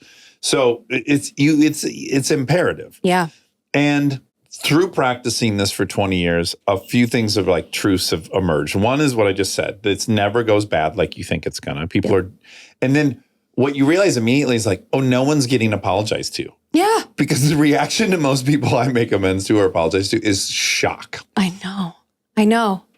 When you say that people's reactions are sometimes not what you expect, in what direction are they the reactions surprising or have been surprising? Almost unanimously understanding, comforting, and touch that you did care. I think what people want to know is that you acknowledge that was hurtful. Yeah. And that you're not someone that is disposable, that they don't worry, that they've upset. Can I tell you who I talked to about this? Please. Orna. You hang out with Orna. Goralnik from Couple Therapy. We're obsessed. So this chapter on apologies opens with this story from Couples Therapy, one of the couples on the show. Which one? Tashira and Drew. They're from, I think, season 1 or 2. Oh. They're amazing. She got pregnant and they started living together. They were in a really rocky place. Yes. And I think it was in the pandemic phase of the show-ish. Yeah. And he would bounce back to mom's a lot. Yes. Well, and they didn't sleep in the same room, and, which is Right. fine for those of you who don't go sleep. It's fine. But they were in a really rocky place. Yeah. And I thought that they were not going to end up together. And then you follow them through their therapy. And by the end, one of the things that they got so good at is apologizing to each other. Yeah. They're not snipping at each other anymore. They're not like chewing on their resentments. And so I talked to Orna about it and Yeah. what she thinks of apologies broadly and in the context of this couple in particular. And she was like, here's what apologies do. They show two things. One, they show someone that you understand them, that you understand It was that there was hurtful. harm to you. Yep. And maybe it was at your hands, maybe it wasn't, but it shows that you understand them and that you are taking some responsibility, that you care that they've been harmed and that like you want to be part of the solution. Yeah. She said, if you can show those two things, that you understand someone and you're taking accountability, if you can do that without apologizing, you don't have to apologize. However, apologies are the best shortcut that we have Yeah. to do those two things in a sincere and really meaningful way. Yeah. I really think they're the most powerful thing we have in our conversational toolkit. My kids are great at it. Oh, They're really great at it. I think maybe the thing I'm most proud of my children. I said the same thing in the book. I wrote a little story about my oldest, Kevin. It was honestly like the most rewarding moment, I think, ever as a parent. What was did he apologize about? Oh, it's a doozy. When he was a heck of a toddler. Sure. He was like a biter, hitter. Okay. He used to headbutt. And so there was he had this tantrum. He has all these big ideas and he was a late talker. He was so frustrated. He couldn't express them. Because boys are dumb. Yeah. Yeah. So dumb. Can't communicate. Yeah. So he was having a tantrum and I picked him up and he flung his head back and he broke my nose. You can see it's like a little crooked. It's okay. I know I still look great. It's a little crooked. It's fine. You're finally different from Sarah. Congratulations. Crooked nose one. You're welcome, not an Yay. apology. He had to be maybe 3 at the time. It was so enraging, right? For all the reasons, right? Like that I still hadn't taught him to be the kind of person who wouldn't hurt someone like that. He also was 3, so he didn't really care. You know, like it's all terrible. Sure. A hard mothering phase. Fast forward to maybe he was like 7. He's now 9, turning 10. Maybe it was around when he was 7. He was reading Diary of a Wimpy Kid. Love that series. And the main character, Greg Heffley, we were reading together and Greg Heffley apologized to Rowley, which is his best friend, which was rare. He's kind of usually like a jerk to his best friend. And Kevin paused. And in that moment, reading the story, he like turned to me and he was like, Mom, remember when I broke your nose when I was like a toddler? And I said, yeah, it wasn't great. I won't ever forget it. Kevin. I will never forget. Thank you for the reminder. And that I was staring back at me in the mirror every day. And he literally looked in my eyes and he goes, I'm so sorry. Oh. It was so beautiful. I couldn't believe that occurred to him. Yeah. He was thinking about It's more powerful than I love you. In I a think lot it of is ways. more powerful. It's hard because it's harder to do, harder to say. It is the action of loving someone, not just the words. You're so right. You're right. It's the act. You are doing an action by apologizing that is harder and more vulnerable to do. It is the Yeah. action of love rather than just saying I love you. Yeah. Yeah. You're like, whoa, I know how hard it is for me. Yeah. And they just did that. They fucking love me. They're also saying in that moment, I'm saying this to you because I want to have a relationship with you in the future. Yeah. Because I want you Right. to see me as the kind of person that deserves being in a relationship with, and I want to be with you. Yeah.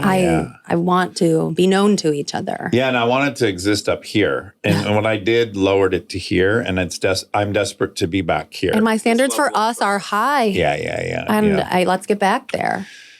It's fucking awesome. It's so hard. So hard. And I wish people could just practice because it's nuts. Monica will tell you, I've gone too far. This is one of my favorite stories. This house has been worked on for 7 years, right? That's how long it took. And we lived here through lots of the construction. And I had all my car chargers plugged into this one extension cord. And I came out and guys were working, they were sawing, and all my chargers were unplugged. And I was late to bring the girls to school. There a bunch of things had piled up. And my reaction was, don't fucking unplug my shit. There's an extent. Like, I really lost it. Yeah. And I dropped the girls off at school and I'm like, ugh, I feel terrible about this. These guys are fucking working their asses off. Yep. I'm an entitled rich person. How ugly of me. I've got to say sorry. So I come back and I'm like, guys, there's like 9 or 10 guys working. I just want to say I'm really sorry about how I talked to you guys. None of you deserve that. I know you're working really hard and I'm so sorry. And what was funny is this apology went on long enough that I did recognize, oh, this is more painful for them than the shouting was. This like male on male vulnerability is actually making them want to throw up more than the yelling did. So then I was like, I gotta make sure my apologies are serving the people I'm trying to But apologize. this is the crux of kindness. Always is figuring out what other people need Yeah. and giving. Do they need to hear the apology? Most of the time, the answer is yes. Yeah. Yeah. And every once in a while, sometimes if you're apologizing like 9 times for the same thing, you're going to start just reminding the person Yes. of the thing that happened that wasn't Yeah. good. There is a tipping point where it becomes too much. Or you just start feeling like, well, that means nothing. Exactly, it becomes meaningless. Because you gotta I'm mean it. hearing this all the time and nothing's changing. Yeah. There is not a single study of live conversation that shows that refusing to apologize or neglecting to apologize is better than apologizing. Yeah. But the key is the sort of tipping point is when your partner doesn't feel like it's sincere. Right. Or you're not doing it well. You're saying like, I'm so sorry you feel that way. You know, there's a lot of Right. ways to give a bad apology. So Yeah. you need to apologize frequently, but do it well. Yeah. And really curb your behavior to prevent future. Oh yeah, don't just promise to change. infractions. Actually change. I was going to say that's one upside of having to do a 10-step as well, is that I am sometimes on the verge of blowing it. And then I'm going to have to sobriety, apologize. Yeah. blowing sobriety or blowing relational. Yelling at somebody. Yeah. And like as I'm about to let it fly, I go, I know I'll be apologizing for this if I go. Yep. So weirdly can curb your behavior too if you're in a It's real habit amazing. of doing it. Because it's part of the healthy suite of skills that is going to help you do the right thing to begin with. Yeah. If you're able to anticipate, like, oh my God, it's going to be super hard for me to come back, stonewall for a while, take space, come back, apologize, give them time, then they forgive me, then we move on. That process can be circumvented by not yelling in the first place. Yeah. But we're human. Yep. Yeah. We're all going to mess up. We're all going to yell at people sometimes if they break your nose. Yeah. But you're human. Yeah. But if you do, Just hope you don't gotta apologize. get physical when someone breaks your nose. That's I about the best you can do in that situation. Well, I was sort of, his name's Kevin, so I was like the mom from Home Alone. The like, I like plopped him down and like ran away to look in the mirror at the image. Yeah. Well, Alison, this has been a blast. I hope everyone checks out Talk, the Science of Conversation and the Art of Being Ourselves. And I'm really jealous of everyone that gets to take your class. Oh, me too. How fun. You guys, thank you so much for having me. Oh, it's so You're fun. so fun. Yeah. So helpful for so want- many people, I think. I want to interview Sarah now. You should. I want to see You how can call her. You wanna call different her? she is. This is very I want them to both come in exciting. with the goal of tricking us. Are you Sarah? Maybe I am. What is? Maybe I I would am. love it. It'd be like a sociopath we interview. Yeah. But never know what's what. Exactly. We did a twin trick in my class the first year I ever taught. You I did. had her, I saved it. I didn't tell anyone I had a twin. Saved it till the end of the semester. It was our day on deception. We were talking about deception. And we dressed the same. And I went in and I did the normal milling with the students before. Then you go out and to close the door. But Sarah came back in and she started the class and she just like opened her arms and she was like, deception, what do we think? And she got the class like having a discussion. They went on for like 5 minutes. Wow. And at some point, a student raised his hand and he goes, I think we're being deceived right now. The Monica of the room. The Monica of the claimed, room, the yeah, precog of the room. I think we're being deceived. And so I ran in and it was like a standing ovation. Wow, This that's is my favorite movie, the Nolan movie. Yes, not Prestige. Prestige, The yeah. Prestige. The Prestige. I want to rewatch Yeah, me too. it. I want to rewatch it too. And it was a twin thing, wasn't It it? And in the was. end, that was the ultimate trick, is it was a twin thing. Yeah, and you got to live. You got to live the routine. Yeah. Yeah. Oh. And he like loved one girl, but the girls were okay. All right, Alison, this has been a blast. I hope everyone checks out Talk. Please come again when you write another book. Thank you so much, you guys. You're awesome. Hi there, this is Hermie and Permium. If you like that, you're going to love the fact check with Miss Monica. Oh, guess what? This is some hot goss. Okay, great. Kristen was at the doctor today, and there's an anesthesiologist there. And the last time she met him, right before he gave her the local, he was behind her and she was face down. And he said, welcome, welcome, welcome, as he... Oh. Yeah. So then this time, she was like, oh, I'll bring him a sweatshirt or a T-shirt or something. cute. So she brought him something today. And he said, I need you to know that I was eliminated in the second round of taking Monica on a date. Wait, what? Do you remember when you guys put out like a... For Monica and Jess season 2? I guess. That's the only time we put anything out, but we didn't even get that far. Well, he submitted. Oh my God. I know. An anesthesiologist? They're very wealthy. They are. That's supposed to be the highest starting salary in 1993 when I was in high school and looked it up. Oh my goodness. Yeah. I feel sorry. You feel flattered and then you feel guilty that you feel flattered. Well, I feel guilty that someone felt eliminated. We need to have her clear things up. She's yeah. got to fake an injury. Bring a new item like a mug and say. And people will be so concerned. Her shoulder hurts. Just that's nuts. She doesn't have any issue. I think when they hear anesthesia, That's people fair. will be off to the races. I find that flattering.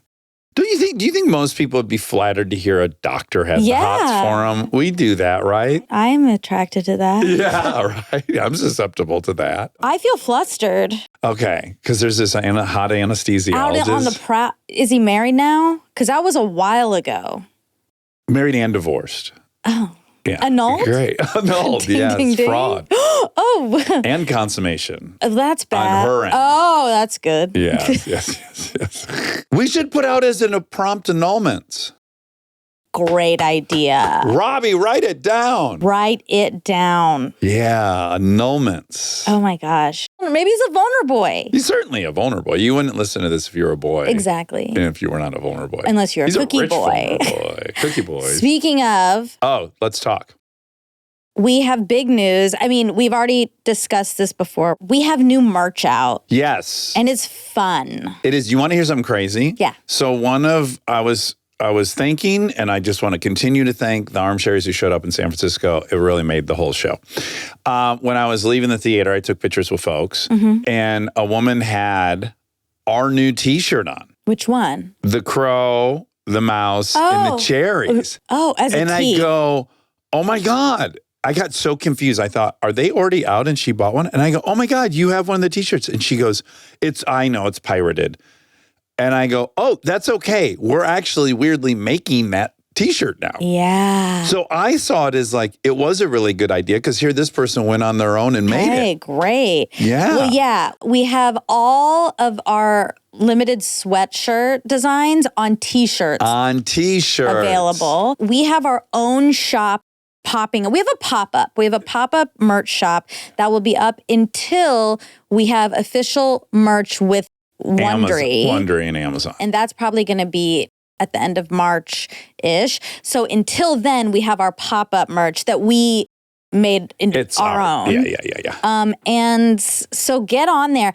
I'm really proud of a lot of the designs. I think they're really cute. So we have those tees. Right. And then we have... So we have the robot. Welcome, Yes. Matt. And then we have Ballsack Cowboy Yep. We have the cowboy on the mic. on the microphone. We have Duck, Duck, Goose. Uh-huh. And we have... Crow, cherries, and mouse. They're on tees now, and we have 2 new tees. We have a Cookie Boy tee Cookie boy time. and a reverse back tee. Yeah, that's only for the pervious armchairs out there because I think you are inviting some sexual attention if you're wearing a reverse back shirt. You might want that. I will be wearing one. Yeah. Yeah, it's really cool looking, and chic and sleek. And we have a sweatsuit, 2 sweatsuits, same design, but one is a hoodie, one is not. And What's on the sweatsuit? it says AE. It has a crow on top of it and a cherry in its mouth and some cherries falling down the sleeve. Yeah, very cool. I'm gonna wear that sweatsuit too. I know, me too. I'm really excited for the sweatsuit. I'm gonna go crew neck. That's my aesthetic. I'm not going to go hoodie, but yeah, that's You have too much hair for a hoodie. Is that what? Maybe that's part of it. It gets caught up in there. Yeah. Although apparently hoodies are the most selling item. I love a hoodie, but I don't have long hair. Yeah. Yeah. So just to be clear, we have brokered this deal with Amazon, begged them to let us sell our own merch for a month, which means our turnaround is really quick. So go on order. There's going to be a little bit of delay, but we have this window to sell for a month, basically. Yeah. So and it's cute. Yeah. So get on that. That's a good fun update. Yes. And Everyone's happy but Carly. Should we give one to my new maybe boyfriend who's married and annulled? Yes, for sure. And I wonder what do you think you give reverse back. Yeah. But Cookie Boy's so fun. Yeah. He had the confidence to wear a Cookie Boy t-shirt. Do you think it's I wouldn't wear a Cookie Boy shirt. Really? No, it sounds to me like I'm advertising like eating out? Power Bottom, like a Cake Boy. I would expect you to wear it. Yeah. I would have thought you would have worn it. Confident man will wear it. What if hold on a second. This isn't fair. I think it is. What about a shirt that says Cake Boy? That's like it feels like false advertising. Like I shouldn't wear a shirt that says Cake Boy. What is a Cookie Boy? Ask the computer what Cake Boy. No, a Cookie Boy. I don't know. It's not. Wait, Rob, am I insane? I don't know what Cake Boy means, but Cookie Boy, yeah, I probably wouldn't wear a Cookie Boy shirt either. Yeah, it's okay. Well, But that I just means thought we can do the everyone light said we blue wanted now. that as a shirt. yes, because we have 70% of the people. Did you find out what Cake Boy means? Cake Boy is someone light and fluffy, effeminate, not meaty. Yeah, that's what Urban Dictionary says. Doesn't mean gay. That could mean baby girl. Yeah. Baby girls are It's straight. just always used in reference to gay guys. Okay. It's saying metrosexual. Okay. Not gay. Feminine male. Yeah. A feminine male. Effeminate male isn't gay necessarily. Like Timothy Chalamet is not gay. He's dating I don't Kylie think Jenner. he's feminine. This Urban Dictionary Very. says a soft, feminine, heterosexual male, and the quote is, Jerome ain't gay, he's a motherfucking cake boy. Okay, so Jerome's not gay. He's a motherfucking Cake Boy. Oh, okay. Anyway, Hold on a second. I don't want there to be any upsetness or hurt feelings about this. well, there's not. You invented Cookie Boy. For you, yeah. This says a cake boy is someone who's confused for being gay, but's really straight. Okay. Okay, wait. I think we have had enough. Do you think in general girls want to be described as masculine? No. Because that's a 1-to-1. Do boys want to be described as feminine? I think not. Now I'm like, should we change up the color of the shirt? I think it's more the phrase cookie boy than the color. No, but I'm saying if girls are going to buy it, Yeah, I think we just could make it straight for girls. change it to like pink. Listen, don't worry. Just leave it. Just leave everything. Listen. Oh my God, I hate this new collection. Oh no! Don't buy it. God. Don't buy. I'm just kidding. It's fine. It's great. I'm excited to wear it. I'll wear it. Okay. Anywho, I forgot what we were talking about. Let's reset. Let's Okay, regroup. merch. So we're having a very good time. Merch. Yeah, merch is on. Did snot. All because this is I've been not. fighting the rain so hard. No, and Cookie here Boy's it not is. anything worth unraveling over. I thought it was cute. I think it's great. Okay. There's a kind of masculine shirt on there too that I designed for you. It's okay. The vast majority of the people who order our stuff is women. I don't mind at all that we have a shirt that's skewing towards women. I'd probably even wear Cookie Boy on this show. Yeah. On camera, yeah. I think you should wear it on Kimmel. Yeah, do it. Be the man. Let's just you imagine- are. You are a Cookie Boy. Hold on a second, man. I'm a lot of things. Yeah, exactly. I don't have to be like, I can. You are though. You're don't have to be- confident. But that doesn't mean I have to declare myself a Cake Boy. Don't make that the same thing. I think they are very similar. A No, Cookie Boy and a Cake Boy. we invented Cookie Boy. We invented that. That's a boy who loves cookies. No, it's a girl who loves cookies. It's you. That's what a cookie boy No, is. I think Aaron, it started with Aaron or something. I forget how this started. You're the original. You're the OC, original cookie boy. Okay, I'm a lake boy. That is not a cool shirt. Probably not. I would be so attracted to a muscly, tall anesthesiologist wearing a cookie boy shirt. That boy is confident, and I like it. Look, I wear pink and stuff with I a know. lot of confidence. I'm trying to think what boy. Yeah. Anywho, You wore that Gucci. That's that's Quite- wild. Yeah. flamboyant. It's flamboyant for sure. Yeah. Absolutely. It's totally flamboyant. And my pink is very feminine. Yeah, and it's fun. You like that mixed messages. But would I wear a shirt that says bottom? Don't dismiss me so I'm not quickly. dismissing you. I'm just telling you that's not what cookie boy means, I don't know that anyone knows what cookie boy means. including us. Including us, most importantly, us. And so I think a lot of people are going to be wondering what that person's declaring about themselves. And you don't think that about reverse back, which is No. interesting because that reverse back could easily be Gay? anal. Yeah. I hope, Jesus. I think it's proximity to Cake Boy. All right. And Cake Boy is just a very known saying. Okay. But that you did, I know you I didn't didn't know it. You didn't. I didn't know it either. Rob Thank didn't know you. it either, but the internet knew I it. think the millennials don't know it. They don't know Cake Boy. I guess Gen X will probably not be Gen X men will probably not be buying it. And boomers.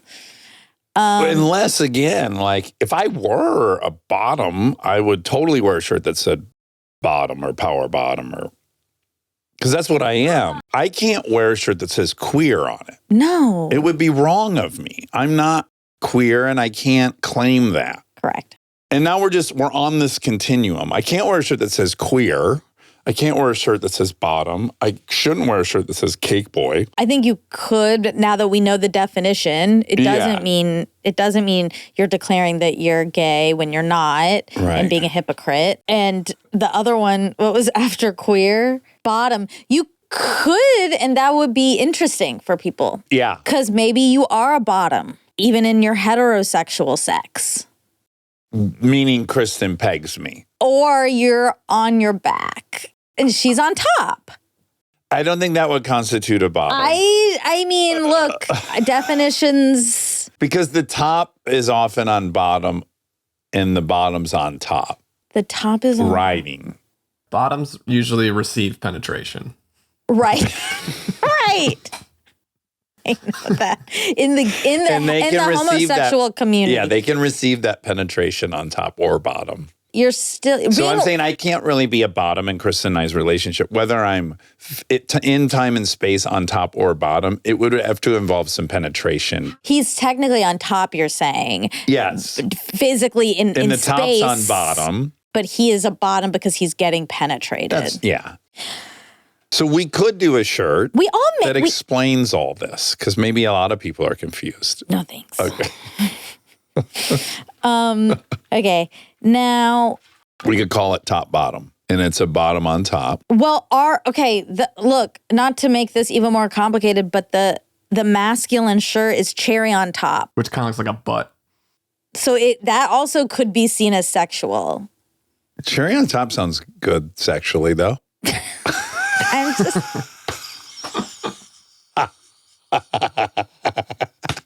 There's also Rob, change it to cherry on bottom. There's also a cowboy riding a penis on one of them. Yeah, our That's shirts are straight as hell disgusting. though. That's straight as hell. A cowboy riding an enormous Anyone who wants to, oh, I see. You're making a joke. I'm making a joke. Oh, wow. I'm pointing out the hypocrisy. I see. Yeah. But I think people who are straight don't want to declare that they're gay. And I think gay people don't want to declare they're straight. And I don't think men who identify as men want to declare they're women. I don't think anyone needs to declare anything. It's a cutesy shirt with a little mouse on it. Yes. It is. It's an adorable shirt. I really like it. I think the deeper problem is we've decided that Cookie Boy means something that it doesn't. Again, I blame Cake Boy. Right. I mean, I don't know what to say. A cookie boy has nothing to do with sexual appetite. Well, let me ask you this. It has to do with loving cookies. Right. So what if I made shirts that said Tim Boy? Tim Boy. What do you think of? Be honest. A man named Tim? Oh, okay. What does it mean? I would think Tomboy. Oh. I think, it's some other now version of Tomboy, but now we're saying Tim Boy. Oh, no. I'm not You're thinking not going that. there. That's a That's Gen X. Okay.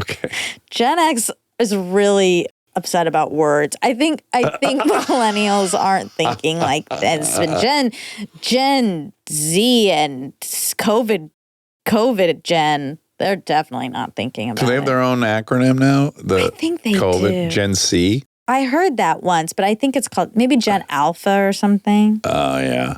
Something like that. Also, my beef with Gens now, I may have already aired this. Okay. It used to be like Gen X covers from 1968 to 1983 or something. It's like this 20-year window virtually. Mm-hmm.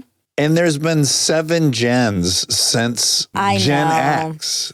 It's like all you entitled millennials wanted your own generation every 4 years. I don't even know what I'm saying. Yeah. But it's this increased uniqueness where they need their own gen every year they were born. I know, but I actually think theirs makes more sense because millennials have so such. Yeah, we have. That's a good argument. My brother's in my gen. That we are not in the same. We shouldn't be in the same gen. You don't think so? No, he grew up with internet and phones and stuff. Yeah. I got one in college or late high school. You know, it's so just maybe different. maybe there's legitimate reason for breaking it up more. Yeah, because every 2 years the world's completely different. I think so. All right. Well, I'm learning a lot in this episode. Well, I guess I sort of have an update here, sort of. Okay. This is the matchmaker? Yeah. Okay. So I think I dropped an album that the matchmaker entered my life again. With an option that Was intriguing to me. Yeah. And we texted a little bit to make a time, make a date. Yeah. And you and the candidate. Yes. Not the matchmaker. Correct. And so, but it was very just like logistics. Sure. There was like one cute exchange, and then it was on to logistics. Right. Well, you guys sound both type A. He's got the funds to get a matchmaker. I guess so. Yeah. So this was Saturday, and he said, I have a really busy week. What about next weekend? And I said, yeah, that should work. And he said, you're in blank, right? Los Feliz. And what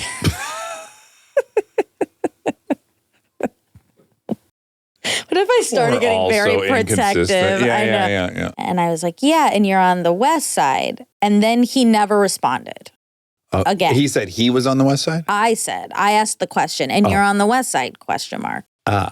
And that was Saturday. Okay. He didn't respond. Oh my gosh. And so I was Do you like, think he's been killed? well, no, I was like, what happened? But Yeah. okay, whatever, who cares? Right. And then on Friday, he texted. 6 days later. 6 Well, I days guess later. that's 7 days, yeah. Yeah. And he said, hey, sorry this got away from me. Are you still good for this weekend? And I was like, no. Yeah, good.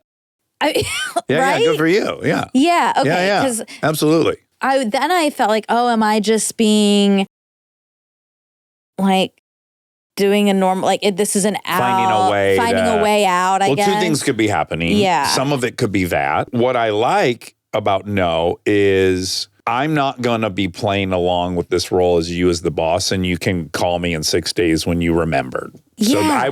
I won't participate in that. Yeah, Go see me for 6 days, checking in, going, we still good. exactly. It's not for me. That's no. I would let's just say if a woman did that to me, Yeah. I don't even know if I'd respond to the follow up in 7 days. That's interesting. But I do like that you said no. I said, and at first I was like going to be pretty harsh. Yeah. And then I backed off and I just said, what did I say exactly? Let's see what I said. You left room for him to apologize. And, Kind of. I wanted to see how he would respond. Yeah. Yeah. I said, you're on the west side? He said, hey, sorry, lost track of this. Yeah, I'm on the west side a week later. Yeah. Are you still good with tomorrow? I said, hey, no problem. I made plans this weekend, but happy to try to schedule something again. And then he said, oh, okay, bummer. Well, we can try another time. That was it. Yeah. And I said, yeah, for sure. I said, next week nights are pretty open for me other than this. And I didn't hear anything back. So it was interesting because So first of all, that was much nicer than I was expecting, and even nicer than I think he deserves. Yeah. I might have been really direct.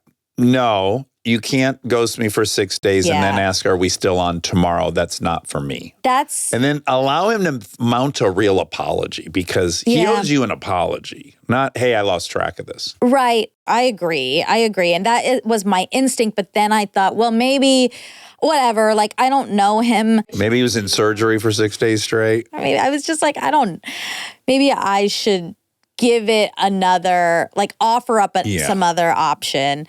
But I'm impressed. Thank you. Well, for me, I kind of thought, oh, this person is used to that being fine.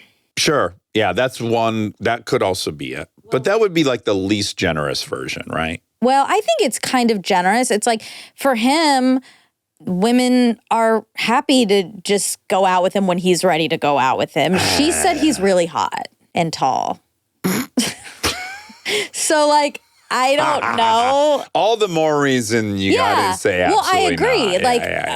Not. Good for you if this has worked out for you in the past, but that is not. But I would just want it to be a little more clear than, it's not that you just made plans. I know. It's a no, because you can't. You can't do that. You can't go 7 days and then check in to see if we're still good for tomorrow. I know. That's not how I operate. Yeah, but then I knew and not even hurt feelings needy. Just like that's a. I just didn't want to get into that, right? Then it's like, oh, sorry, or whatever he's going to. I don't want to really have that interaction with someone I don't really know. Although that was my instinct, and I did ask for advice, and I guess I got bad advice. Well, I don't think there's good or bad. This is a version.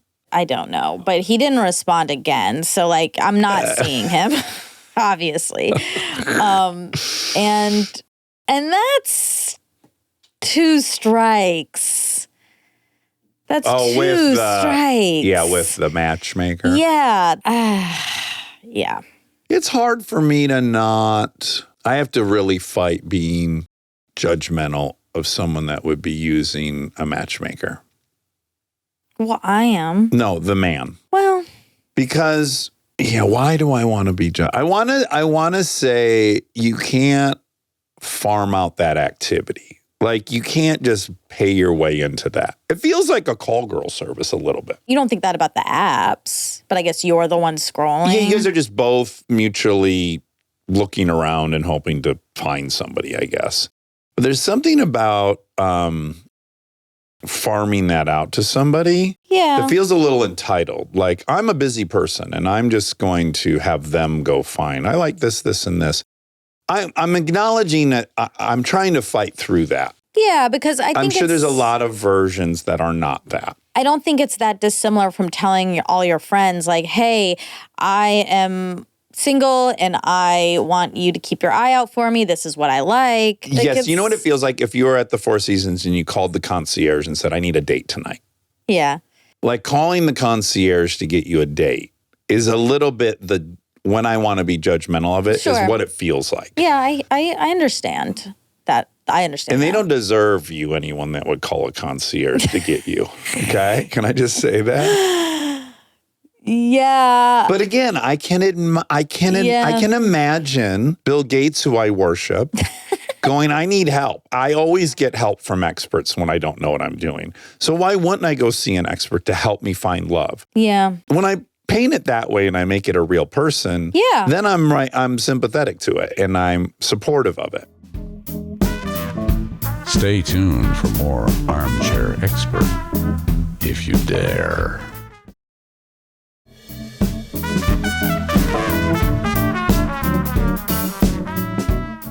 But I agree with you. I don't think in all these cases, it's not necessarily, I don't know how. I do think a lot of it is like, make this easier for me, but it is hard to date So I Yeah. do think, make this easier for me is a real thing to want Yeah. and pursue. Yeah. I mean, of course, my ego also when he said I'm busy, I was like, bitch, I'm busy too. Everyone's busy. Yeah, Everybody's you're not busy. the only. And I do think, I don't know what he knows about me. Right. If he knows my last name, I don't know if I don't know. It's kind of what you've talked about before like the really, really, really gross part of being so insecure, but also like knowing your worth or like having like a strong ego too. Yeah, zero self-esteem and megalomaniacal Yes. thinking. That's me.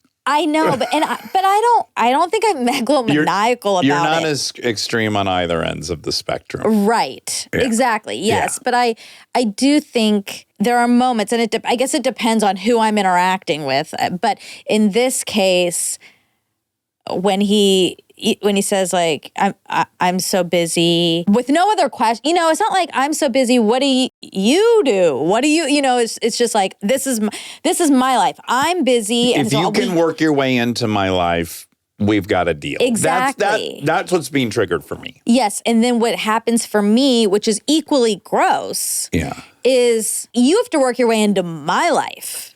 This is not going to work because I'm you. Yes. I think I could create the statement that would perfectly sum you up. Okay. I'm scared. Indulge me. Okay. I'm very unattractive and I'm a hell of a catch. Yeah, but This is your story about yourself. I think you think you're unattractive and I think you think you're a hell of a catch, which is the thing we're talking about.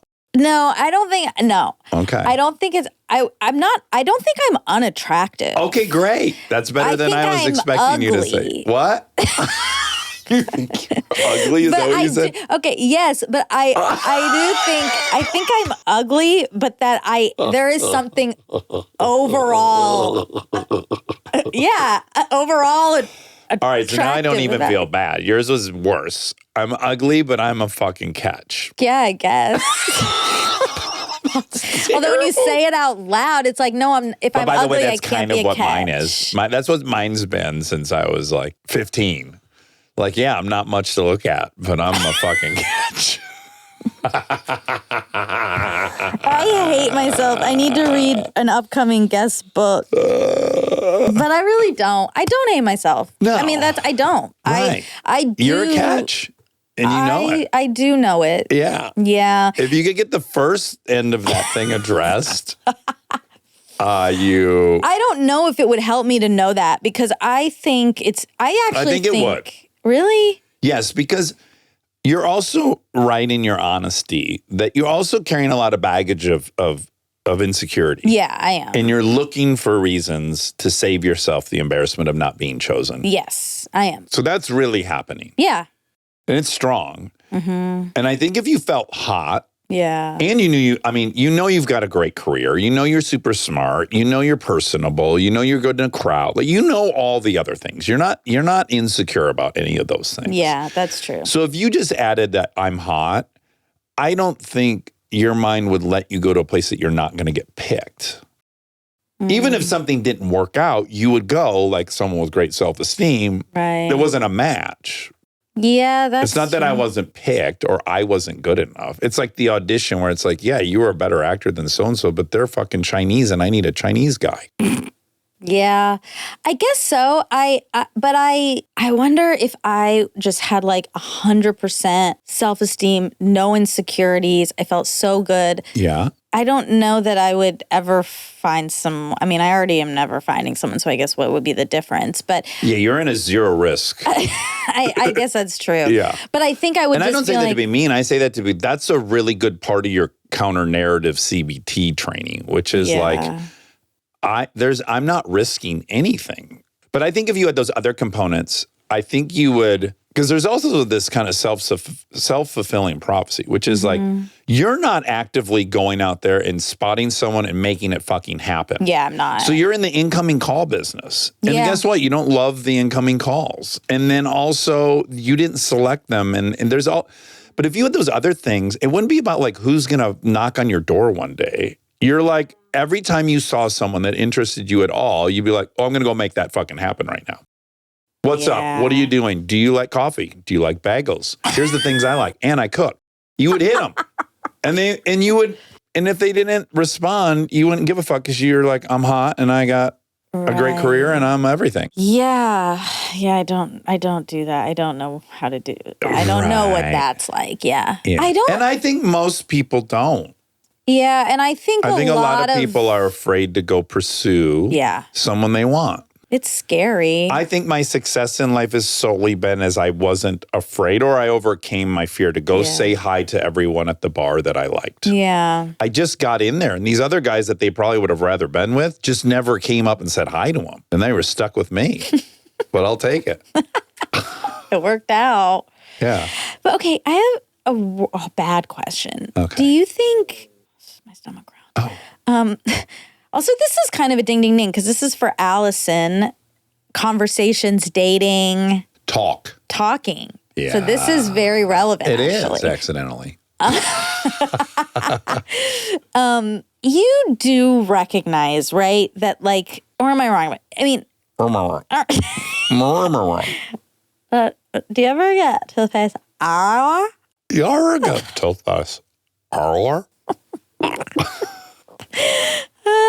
not everyone's physically beautiful. Or am I wrong about that? I think you're a bit wrong about that. Look, I'm not one that would deny there are things happening on a primitive level, which is like symmetry. We know these things are real. Yes. We know fertility is somehow deduced by looking at, like, things are happening that I will not be a denier of. In fact, I find it annoying when people pretend that some people aren't going to, 98% of people are going to find Brad Pitt attractive. Exactly. We can acknowledge that that's the truth. Physically, just by looking, no personality. Right. But Kristen, like, I think 100% of people will see her face. Yes. But I can think of, and I'm not going to name them out loud because I don't want it to run the risk of sounding mean. Yeah. But I know many women who decided they were hot as fuck and sexy, and they are. Right. And they have made it in show business, some of them. Right. And you don't think. And you can do that. But you don't think on face. I mean, you can do, I think confident, but that doesn't do anything to their, or you think it like morphs their face? It 100% morphs their face. Yeah. Because they're carrying themselves like they're hot shit. Yeah. And you're like, fuck. They must They know they're hot shit. Yeah. You then go, what am I missing? Yeah. And you go like, oh yeah, her fucking hair is awesome. Yeah. And then that's, oh, what a smile. Right. Yeah, look at her eyes are this. And you go like, oh yeah. Oh yeah. But if they walk in like this, like, you're like, oh God, they're fucking, they've been told they're a mess their whole life. It does. No, it's You're powerful. right. But even and I just know because I'm speaking, I am the beneficiary of that. That has been my angle. Yeah. For a long, long time. And it hasn't worked all the time. Yeah. And a lot of girls are like, no, buddy, you're not fucking, you're presenting yourself as some 10. You're not. That certainly has happened. No. Yes, no, it's happened a bunch of times. Well, but it's also worked a bunch. I think you potentially like personality more than your average I think you're Joe. right. And I think it weirdly is a sign of my confidence, which is I don't need a trophy woman. I don't need to be seen with a woman that's hot. Yeah. But I need to be with the coolest woman in the room. Right. For sure. So sure, there will be men who don't prioritize that. And what a blessing. You've weeded them out. Yeah, but I'm like, there's no one left. No, there are a lot of dudes. I kind of think there's no one left. It's like the guys who respect a woman's personality and like is attracted to that and like that. They're and gone. Like they're taken. Like those people are, for women, that is the most attractive thing. I think that is overly pessimistic. Okay. Well, there's numerous reasons why great people find themselves single all the time. Annulment. Annulment's one of them. But their partner didn't grow with them. Right. You know. That's true. Whoa. Okay. We're lost. We are Lost indeed. Okay. But my thing about you shaving your sides has always been about that. I know, but it's not me. You don't know what like, Well, you no, can't say because you've filled in what that means from something else you've seen. No. And then this is the other swing that I'm talking. I know me. Yeah. I am not unclear about me. Like, I know who I am and I like that person. So I am not going to be like, I guess maybe I'll change up this whole me in order to be broadcast. To broadcast or be more like overtly attractive to people. I'm like, see, no, I thanks. think you are assessing that whole suggestion on aesthetic. Yeah. And my story about you is actually you had been a chameleon your whole life. Mm-hmm. And in this show, we had friends who go, oh my God, I didn't know that side of Monica. Uh-huh. You have become more and more yourself. Yeah, that's true. And just with age, probably. And you are unique on a level that shaved sides makes sense. You're thinking of it in this like really ironclad aesthetic and punk rock, but you're missing the point that I'm making, which is like, the point you're actually, making. I'm one of the most unique people here. I'm one of the most original people here, and I'm different. I know that. And this thing is a visual cue that I am. I know what you're saying, but you might not be hearing what I'm saying, which is I get that. That's not who you are. I am not someone who, and I like this about me. I am not someone who is like, look at me. I'm so unique. I'm so special. For me, I'm like, you get to know me and you have that, you make your opinion. Yeah. And hopefully you come to that conclusion. Yeah. But I am not here to like throw that in your face. And I like that about me. I don't love when people need to do that. Yeah, you're like, I want people to find out I have a great body. Literally. Well, That is. And I want people to find out I am like this very unique person. yeah. I hope everyone is like, willing to be presented with one thing and then have to climb through some layers to find out all But this that's great what stuff. I'm saying. That's why I'm ugly. Like, if you have to get over the hump of my face, Oh my God. then I was warned about this, but okay, let's do it. We have we gotta wrap up. Yeah, we We really gotta- do. Suzanne's almost here. Oh my God. Okay, great. We are resuming. We had to break to interview, and I have since been out in the rain. Is it obvious? I see some spittle. I feel something on my forehead. Oh yeah, that's true. I put my hair up. I would hate for. Well, we were completely. Oh, geez. So it's a real. wow. Yeah. Okay. Wow. Well, the listener won't give a fuck. Okay, so some facts for Alison. Okay, great. I loved this episode. I thought was really interesting. Just the most basic topic possible. We really do take for granted. I've thought about it a few times in conversation. Yeah, the thing that stuck with me that I really liked is this like fallacy of naturalness that everyone thinks that everything should happen organically, or that means it's not a good fit. Yes, exactly.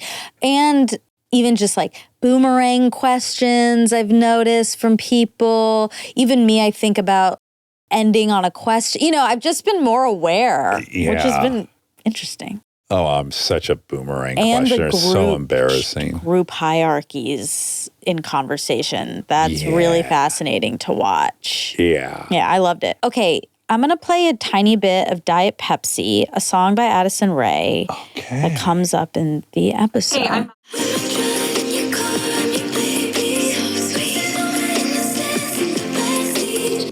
She's my kind of gal. It makes me rethink Diet Coke. Yeah, you might need to. I have to weigh her against my affinity for Bill Gates and Diet Coke. Oh, God, that's a lot to balance. Yeah. You know what I like about that? That she likes that her boyfriend's got a Costco chain on. Oh, That says a lot. this is like Cookie Boy. This is like, I respect her. She's not like trying to have some dude in Gucci. She's like, her man looks good in this Costco chain. She's like a real chick. I'm going to have a Diet Pepsi. Do you like those things? Costco chain? Yeah. I think that's a cool Sure. detail of it. Yeah, I mean, Okay, go ahead. no, it's great. But it's exactly what I said about Cookie Boy. How so? Tell me. Explain the connective tissue. Confidence. Cookie boy. Yeah. That. It's exactly the same. It's the same. Okay. How many people are mirror twins? About 25% of identical twins are mirror twins. That's not good enough. You wanted 90. I gotta stop saying it. I thought the majority of twins did this. I know, but you can still ask because maybe you'll find one of the 25%. 20. Yeah. 1 in every 4 people I ask will say yes. Exactly. Okay, so we talked about coordination games, game theory for a little bit, which was interesting. And there's some classic ones, Prisoner's Dilemma, which we spoke about. Uh-huh. The Battle of the Sexes. Okay, I'm going to read about that for a second. Okay. The game involves 2 players, boy and girl, deciding either going to a football game or going to an opera for their date, which respectively represent boys' and girls' preferred activity, i.e. boy prefers football game and girl prefers opera. This example is a 2-person non-cooperative, non-zero sum, that's called a TNNC, Okay. game with opposite payoffs or conflicting preferences. I don't know why it's 0-sum because whoever wins is going to win everything and the other person's going to get nothing of what they wanted. That feels like the definition of keep 0-sum. Okay, we'll keep going. Because there are 2 Nash equilibria, this case is a pure coordination problem with no possibility of refinement or selection. Thus, the 2 players will try to maximize their own payoff or to sacrifice for the other, and yet non-zero sum for you if you lose, I guess. 0-sum is chess. You can't kind of win. You can't win halfway. Right. You either win or you lose. Yeah, exactly. Poker, you Yeah. could come with $200 and leave with $300. Right. Other people could also have 400. Someone could be down. You know, there's varying degrees of success. Yeah. But this feels like it's all or nothing. Oh, it would be this 0 does sum. feel 0 sum, you're saying. Yes. I see. You're either going to get to go see your thing you wanted or you're not. You're going to be stuck at the opera. Right. Okay. Thus, the 2 players will try to maximize their own payoff or to sacrifice for the other, and yet the strategy without coordination will lead to 2 outcomes with even worse payoffs for both if they have disagreement on what to do on their date. Okay. Which is they'll have to go to a prison cell or something as the third option if they don't agree. It's got to be something worse than the football game for her and the opera for him. That's all it says. Okay. That's pretty good. I like it. Jesus. It Yeah, has, in that it case, has a it's- chart, and but really- I don't get it. But really quick, yes, if there's a third option that they are penalized with for not agreeing, then yes, it's not 0-sum. Sure. Maybe in that all case. of them have that element. Yeah. Now there's a matching pennies game. Ooh. This game is a 2-person 0-sum game. In order to play this game, both players will each need to be given a fair 2-sided penny. To start the game, both players will each choose to either flip their penny to heads or tails. This action is to be done in secrecy, and there should be no attempt at investigating the choice of the other player. Let's keep it honest. After both players have confirmed their decisions, they will simultaneously reveal their choices. This concludes the actions taken by the players to determine the outcome. The win condition for this game is different for both players. For simplicity and explanation, let's denote the players as player 1 and player 2. In order for player 1 to win, the faces of the pennies must match. Okay. This means they must Be both them be heads or tail or tails. heads. In order for player 2 to win, the faces of the pennies must be different. Oh, no. The payoff/prize of this game is receiving the loser's penny in addition to your own. Okay. 2 pennies. Okay. Kind of outdated. Well, you'd keep playing and playing. Yeah. Looking at this matrix, we can conclude a few basic observations. 1, for all scenarios, there will be a winner and a loser. Yeah. 2, this is a 0-sum game where the payout to the winner is equal to the loss of the loser. Like it. 3, there is no pure strategy Nash equilibrium. We don't know what that is. Right. Okay. That would be a third. That has to be a third option that's less bad than the worse outcome and not as good as the ideal outcome. Non-cooperative games are generally analyzed through the non-cooperative game theory framework, which attempts to predict players' individual strategies and payoffs, and in order to find the Nash equilibria. I love this. The wordage. This is so fancy and hard.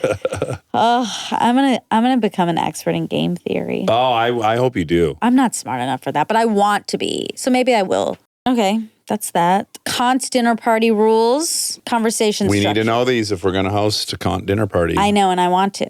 Conversation structure. Dinner conversation should have 3 stages: narration, argumentation, jesting.